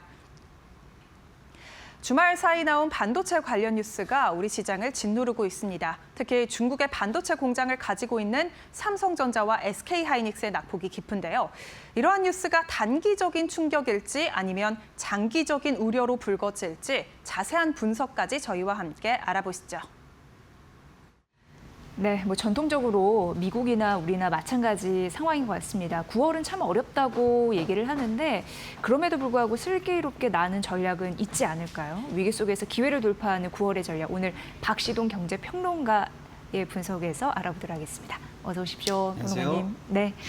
주말 사이에 좀 시끄러운 일들이 좀 많았던 것 같습니다. 일단 뭐 해외 외신 헤드라인 보면은 미국이 삼성전자와 SK하이닉스를 더 힘들게 한다 이런 타이틀 있고요. 뭐 전반적으로 뭐 요약하자면 미국 반도체 장비를 중국에서 뭔가 들여오려고 하면 일일이 이제 검사를 받아야 된다라고 좀 느껴졌거든요. 오늘 또 직격탄을 맞기도 했습니다. 어떻게 보여지나요? 예. 뭐 한마디로는 냉정하게 날벼락이다. 그쵸. 이렇게 말씀을 좀 드리고 시작해야 될 것 같아요. 아시겠습니다마는 이제 반도체 관련해서 대중국 봉쇄 정책이 처음 시작된 거는 바이든 정부 때예요. 네. 그때 이제 일정 수준 이상의 반도체의 중국 생산이 미국에게 장기적으로 보면은 전략적으로나 경제적으로 위협이 된다라고 해서 중국의 발전을 좀 지체시키거나 막아야 된다라는 목적으로. 정확하게는 이제 핀팻 기술을 이용한 로직 칩, 예를 들어서 이제 16나노, 14나노 이하는 아예 중국이 생산하기 어렵게 한다. 또 18나노 이하의 D램, 또 128단 이상의 낸드 이런 것들을 생산할 수 있는 장비나 설비를 중국으로 반입하는 데에는 미국이 통제하겠다라는 발표가 있었습니다. 이 조치의 핵심은 뭐냐면 중국에 투자돼 있는 모든 반도체 관련한 설비나 공장을 거기에서 딱 멈추고요. 앞으로 새롭게 발전되는 최신식 칩이나 이런 걸 생산하지 못하도록 하는 자연스럽게 시간의 흐름에 따라 도태시키고자 하는 게 목적이었어요. 근데 이제 안타까운 거는 우리 삼성과 SK가 중국에 어마어마하게 사실은 투자가 돼 있다는 겁니다. 지금 투자된 금액만 하더라도요. 삼성은 약 시안 위주로 해서 29조 6천억 이상이 투자돼 있고요. SK도 우시 공장에 5조 원 이상 투입돼 있고 최근에 인텔 공장을 SK가 인수하면서 여기도 10조 원 이상이 투자가 돼 있단 말이에요. 삼성이나 SK가 중국 공장을 이렇게 어마하게 정말 막대한 금액을 투여해서 지금까지 어떻게 생산하고 있냐면 예를 들어서 삼성 같은 경우에 낸드의 35에서 40%를 중국에서 생산하고 있고요. SK도 D램 관련해서 40% 이상을 중국 공장이 차지하고 있습니다. 비중이 꽤 큽니다. 그렇습니다. 그런데 이 정도로 천문학적 금액을 투자하고 여기에서 어마어마하게 생산하고 있는데 이거 관련해서 이제 앞으로 신기술, 최첨단 칩을 생산하지 못하게 된다면요. 시간의 흐름에 따라서 여기에 됐던 모든 투자금들이 전부 다 사장되는 최악의 결과가 나온단 말이에요. 그래서 이제 그 당시에도 이제 정부가 협상을 해서 어떤 식의 조치를 이제 받아냈냐면 그래. 한국에 있는 SK나 삼성은 우리가 믿는다라고 해서 쉽게 말하면 이제 검증된 최종 사용자라는 거거든요. 그래서 쉽게 말하면 이제 검증이 끝난 믿는 업체에 대해서는 그 업체의 장비나 설비가 들어가더라도 그게 중국으로 직접 들어가지 않는다. 우리가 보증한다, 인정한다라는 거거든요. 그러면 중국 관련한 장비를 추가로 들어가도 좋아라고 하는 허락을 받은 거예요. 근데 이번에 트럼프 정부가 발표한 것은 뭐냐면 그런 쉽게 말하면 믿는 업체, 검증된 업체에서 빼겠다는 거예요. 그렇죠. 그럼 뭐냐면 앞으로는 일일이 삼성이나 SK 공장에 최첨단 설비나 장비가 들어올 때마다 미국 정부의 개별 허락을 받아라라는 거거든요. 너무 번거로워요. 그렇습니다. 현재 미국 쪽에서의 분석은 약 연간 1000건 정도는 허락을 맡아야 된다는 건데요. 1000건이 허락이 난다라고 하더라도 1000건의 허가를 위해서 밟아야 되는 수많은 행정비용과 절차 지연 같은 걸 고려해 보면 막대한 사실은 경영상의 피해가 우려된다라고 볼 수가 있겠고요. 그건 이제 미국 분석이고요. 업계에서는 1000건이 아니다. 수천 건 이상의 허가가 필요하다라고 해서 굉장히 지금 현재 우려하고 있는 뉴스가 나왔다 이렇게 볼 수가 있겠고요. 한편으로는 미국 장비에 사실은 이제 중국 투입이거든요. 그렇다고 봤을 때 우리한테는 가장 크게 이제 타격이 있을 예정인데 우리의 어떻게 보면 반도체 관련한 라이벌이라고 할 수 있는 미국 업체 내지는 TSMC 관련해서는 이번 조치가 그러면 어떻게 되는가라는 네. 상대적 비교를 봤을 때 현재 분석에 따르면 TSMC는 약간의 비껴서 있다는 분석이에요. 왜냐하면 처음에도 바이든 때 이런 어떤 그 차단 조치가 내려졌을 때도 TSMC가 우리 같은 방식, 다시 말씀드리면 검증된 최종 상자 면제 방식, BU 방식으로 이걸 우회하지 않았어요. 그러니까 지금 이것을 다시 한번 제재 조치를 원복한다 하더라도 이게 직접적으로 TSMC에게는 해당이 안 된다라는 게 현재 업계의 좀 다수서의 분석입니다. 그렇다면 도대체 이 조치는 누구를 위한 어디를 타겟으로 한 조치인가라고 봤을 때는 안타깝습니다만 우리나라 반도체 회사에게 직격탄이 되는 조치가 아닌가 이렇게 볼 수가 있는 거죠. 네. 그래서 이제 굉장히 이제 우리 입장에서는 앞으로는 이제 피해가 커질 수도 있는 문제가 아닐 수 없다 이렇게 봐서 굉장히 악재다 이렇게 보고 다만 이 악재에 대해서 그러면 이제 이게 해결할 수 없는 문제인가? 과연 미국의 복심은 무엇인가? 이런 게 이제 좀 남아 있는 문제인데 그러면 이제 중장기적으로 봤을 때 중국에 진출해 있는 삼성이나 SK의 공장이 점점 힘을 잃고 최신식 칩을 생산하지 못하게 된다면 결국에는 중국의 이 새로운 칩이 보급이 안 되면서 중국을 도태시키는 미국이 목적으로 한 중국 도태 전략, 중국 봉쇄 전략이 과연 승리할 것인가? 이게 핵심인데 네네. 그렇지 않다라는 게 업계 분석이에요. 결국 우리가 포기한다면 지금 현재도 중저가 범용 제품을 많이 생산하고 있는데 여기서 삼성과 SK가 만약에 지분을 잃는다면 결국에는 중국 업체의 마켓쉐어가 오히려 더 강화될 뿐이다. 그러니까 삼성과 SK를 타겟으로 해서 효과가 중국 봉쇄로 이어지는 게 아니라 오히려 중국의 점유율 상승과 기술 개발에 대한 모멘텀만 더 강화시켜줄 뿐 아니겠느냐. 그래서 이 부분은 결국 중국을 타겟으로 해서 효과를 낼 수 없는 정책이다라는 게 우리 정부나 업계가 지금 다시 미국을 설득해야 되는 과제다. 그래서 그 부분만 설득된다면 다시 미국이 어떤 식으로 입장을 돌릴 수 있지 않겠느냐라는 조금은 낙관적인 분석도 있기는 합니다만은 냉정하게 봤을 때 그럼에도 불구하고 현재 우리에게 주어진 시간이 얼마 없어요. 왜냐하면 이 조치는 유예기간 4개월을 거쳐서 당장 내년 1월 1일부터 시행되는 조치거든요. 그러니까 이렇게 미국 당국을 다시 협상을 하고 현재 상황을 설득하고 해서 이 조치를 유예하는 데 시간이 굉장히 빡빡하고요. 그럼에도 불구하고 이제 과연 미국이 설득될 것인가 이런 어떤 리스크를 고려한다면 안 그래도 이제 사실은 좀 중장기적으로 우리 반도체 관련해서 이제 미국이 뭐 지분을 인수한다, 추가적으로 관세를 100, 200, 300으로 올리겠다라는 등등등 해서 굉장히 안 좋은 뉴스를 쏟아내고 있는 가운데서 추가적으로 좀 좋지 않은 소식이 나왔다 이렇게 일단은 봐야 될 것 같습니다. 네. 우리로서는 미국과 중국 관련돼서 이제 뭐 삼성도 그렇고 SK하이닉스도 그렇고 그 부분을 잘 아셨던 분들이라면 이건 터지면 안 되는데 하는 그 부분이 좀 터지지 않았나라는 생각이 들고요.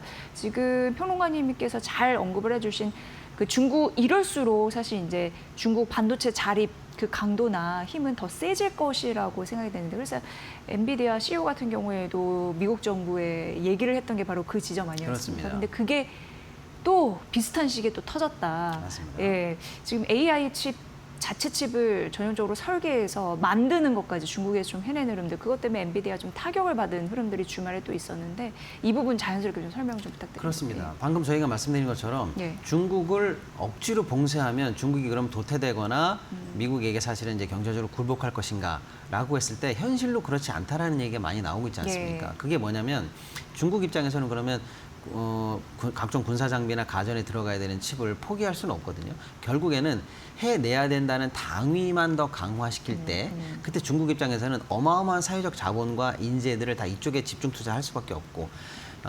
자본주의적으로 내버려두면 개발할 수 없는 정도의 모험 투자, 모험 연구를 허락해 줄 테니까 마음대로 해봐라. 네. 해내기만 하면 된다. 이게 이제 중국 정부에 밀어붙이는 전략이 됐거든요. 돈도 이제 막 갖다 그렇습니다. 부어주니까. 그러니까 예를 들면 우리 보통 때 같으면 이건 리스크가 많아. 그럼 이런 연구는 하지 말자라는데 예. 성공 확률 조금만 일단 그냥 해. 해보라고. 어떻게든 해야 예, 돼. 예. 그 모험 연구가 결국에는 결실을 지금 내고 있거든요. 그러니까 중국을 결국 막다른 곳으로 밀면 낭떠러지가 떨어지는 게 아니라 어떻게든 잡고 올라와서 예. 오히려 밀리지 않는 모양새를 만들어낸다라는 게 업계의 분석이었는데 네. 그게 이제 방금 말씀드린 이 안 좋은 소식으로 또 한 번 이번에 주말에 전 세계를 사실 강타했다라는 소식인데요. 하나는 뭐냐면 알리바바가 엔비디아의 H20을 대체할 수 있는 자체 AI 칩을 이미 개발해서 상당 수준에 이르는 테스트까지 진행 중이다라는 보도가 지난 주말에 나왔습니다. 이게 지금 사실 이제 반도체 주가뿐만 아니라 미국에 있는 M7 주가까지도 다 흔들고 있는 핵폭탄과 관련한 뉴스가 이제 하나 나온 건데요. 정확하게 말씀드리면 엔비디아 지수도 3%, 엔비디아 주가도 3% 이상 내렸고요. 예, 뭐 다우존스도 92포인트 내렸고요. S&P 500도 41포인트가 내리는 등 시장이 정말 추풍 낙엽처럼 우수수 주식이 이제 떨어지는 모습을 보이면서 우려를 했습니다. 안 그래도 AI 거품론이냐 아니냐, 또는 이제 미국 관련해서도 증시가 현재 고점이냐, 앞으로 이제 조정 증시가 예상되느냐라는 기로에 서 있는 상황인데, 이때 늘 사실은 낙관론적인 전망을 내는 게 뭐냐면 AI는 실적이 있어. 그리고 이거는 현재 미국을 위주로 한 어떤 칩이나 이런 쪽에서의 독점 체제가 공고해. 이게 사실은 증시 전체를 떠받치는 논리였는데 거기 이제 미세한 균열이 가는 뉴스가 나온 거죠. 중국이 결국 미국의 봉쇄를 뚫고 자체 칩을 개발하기 시작했다라면 엔비디아의 독점망도 흔들릴 수 있는 거고요. 그렇죠. 미국의 다양한 대중국 봉쇄 정책도 이제 의미가 없어지는, 힘이 없어질 수 있다는 굉장히 중요한 뉴스가 나온 겁니다. 근데 문제는 뭐냐면 아직은 이제 엔비디아 칩 수준의 최고 성능을 낸다. 그러기는 어렵죠. 근데 문제는 그 수준은 아니어도 빡빡하긴 하더라도 그래도 굴려볼 수준까지만 된다면 중국이 이가 없으면 잇몸으로라도 살 수준이 된다라는 거거든요. 지금 사실은 H20 정도를 사실 중국이 납품받고 있는데 그 정도 수준은 나온다라는 게 현재 나오는 언론 쪽에서의 보도입니다. 이걸 반증하고 있는 계기가 뭐냐면 최근에 엔비디아가 H20 관련해서 이제 지속적인 수출을 앞으로 이제 트럼프 정부를 통해서 허락을 받고 대신 15% 정도를 이제 세금으로 내기로 하면서 했는데 그럼 이제 중국 입장에서는 그거라도 줘봐 이렇게 할 줄 알았는데 또 막았잖아요. 맞습니다. 지금 중국 정부의 입장은 수입하지 말라는 거예요. 특히 이제 국가가 들어간 공적인 데이터 센터에서는 50% 이상 중국 칩을 써라라고 하고요.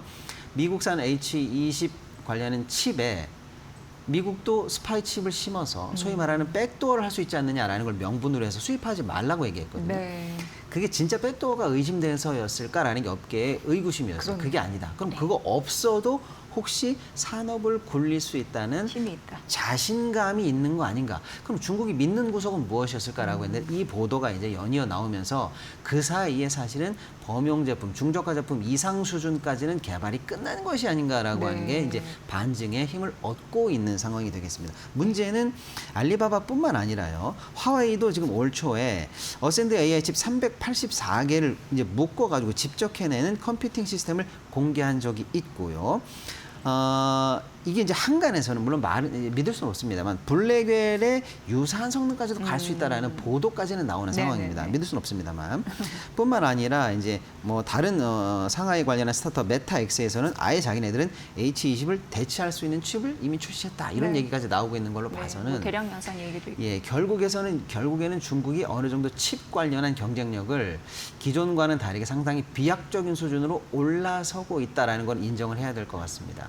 이게 이제 미치는 영향이 단순히 미국이 이제 M7 주식이라든지 AI 관련한 테마에 균열을 낸다는 것도 중요합니다만은 우리 입장에서 봤을 때는 삼성과 SK 둘 다에게 타격을 줄 수 있는 뉴스다 이렇게 좀 봐야 될 것 같아요. 맞아요. 만약에 SK, 그다음에 대만, HMC, HSMC 그다음에 엔비디아 이 삼각 동맹이 가지고 있는 독점 시장에 만약에 균열이 가져온다면 SK 하이닉스의 중장기 이 멀티플이라든지 이런 것에도 영향을 줄 수 있지 않느냐라는 게 한 축이고요.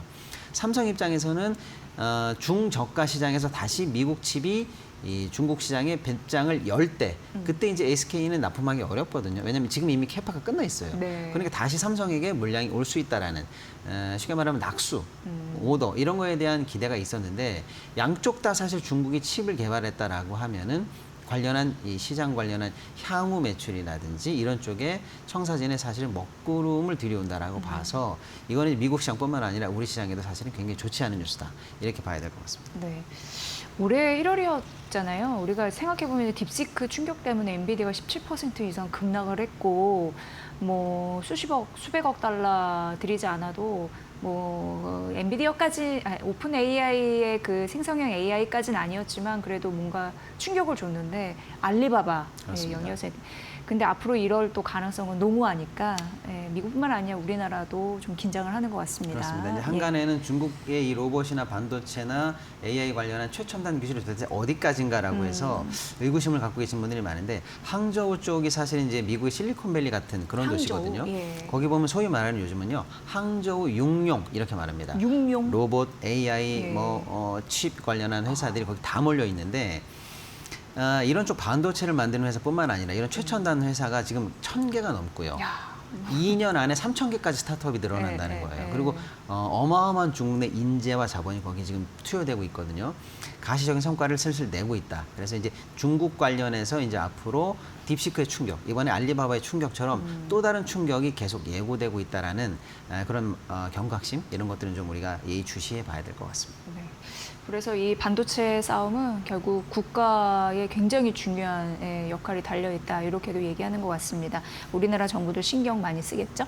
자, 미국이 $800 이하 소액 소포에 또 적용하던 그 면세 요거를 또 싹 전면 폐지한다고 우리나라에는 어떤 영향을 미칠까요? 일단은 이제 미국이 이 명분으로 내거는 건 그겁니다. 하나는 소액 소포 안으로 들어오는 다양한 펜타닐 같은 그런 약물들이 통제가 안 된다라는 게 하나 명분이고요. 반면에 이 소액 소포를 통해서 소위 말하는 미국인들 입장에서의 역직구 이런 쪽으로 인한 중국이나 이런 쪽으로 돈이 흘러들어가는 것들을 좀 막고 싶다라는 건데요. 아까 우리가 말씀드렸습니다만 칩이라든지 이런 큰 규모의 미중 전쟁이 이어지고 있는데 사실은 기술적으로 압도하면서 미국이 시장을 리딩해 나가야 되는데 지금 미국에서 나오는 대책이 이런 정도의 미시적이면서 작은 대책, 자금으로 관세로 중국을 견제하는 대책이 나온다는 측면에서 시장에서는 굉장히 실망스럽다라는 일단 반응이 있습니다.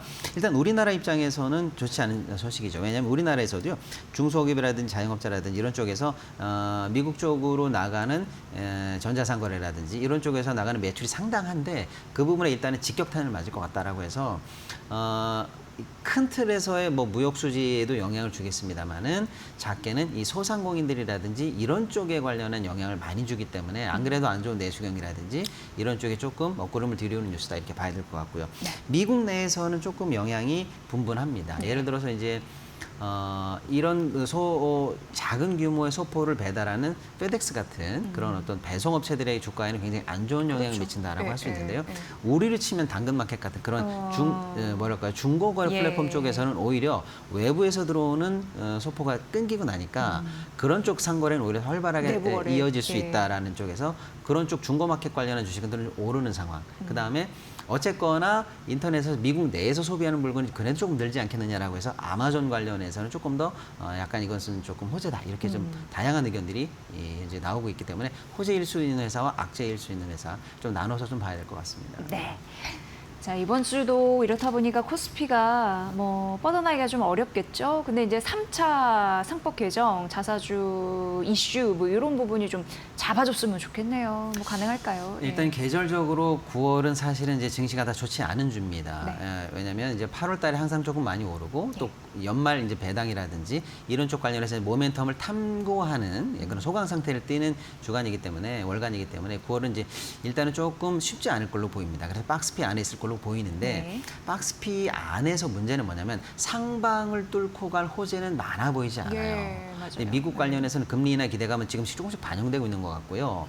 그리고 방금 말씀드린 반도체 관련해서나 최첨단 AI 이쪽 주 관련해서 현재 약간 누르는 모양새에 있는 뉴스들이 많이 나오고 있습니다. 반면에 하방을 더 내리는 뉴스들이 조금 더 많이 나오고 있다. 반도체 관련해서 이런 것들이 있고요. 그렇다면 결국에는 박스피 안에 갇힐 건데 박스피의 이 상하 밴드를 하방으로 조금 더 내리면서 보수적으로 가셔야 될 것 같아요. 다만 이제 그나마 우리 시장에서 내부적으로는 조금 주목을 해봐야 될 게 여전히 정책 모멘텀은 살아있다. 왜냐하면 민주당에서 지금 2차 상법 개정까지 했는데 자사주 의무 소각이라든지 해서 3차 상법 개정안에 관해서도 여전히 추진하겠다라는 적극 추진 의사가 나왔기 때문에 우리 시장에서는 적극 모멘텀, 시장에 대한 정책적인 모멘텀 정도는 살려놓고 나머지는 조금 보수적으로 가는 하방에 대해서 조금 더 주의해야 되는 그런 장세다. 이렇게 좀 봐야 될 것 같습니다. 네, 뭐 엎질러진 물은 좀 피하고요. 그리고 그 안에서도 좀 지켜야 될 우리가 가져가야 될 정책 모멘텀 있는 관련주 이런 부분 끊임없이 체크를 좀 해드려야 될 것 같습니다. 9월 시장 만만치 않을 것으로 예상되는데 그래도 박시동 경제평론가님이 있으니까 좀 기운 내보도록 하겠습니다. 잘 들었습니다. 네, 감사합니다.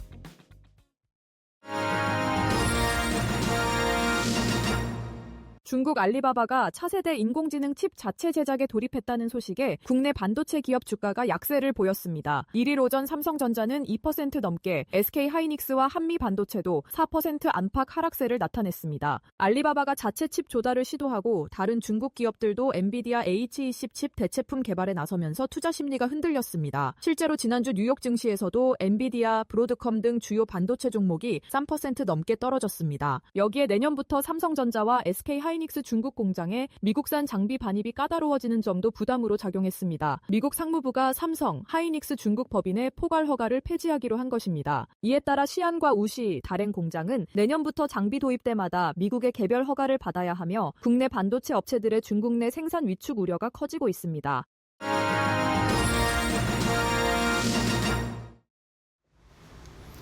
자, 9월 첫 거래인데 오늘 뭐 쉽지는 않은 상황입니다. 이번 달에 조금 더 반등을 기대해 보면서 저희는 또 내일 인사드려야 되겠죠? 네, 기운 내시고요. 내일 이 시간에 여러분을 뵙겠습니다. 함께해 주신 여러분 고맙습니다. 고맙습니다.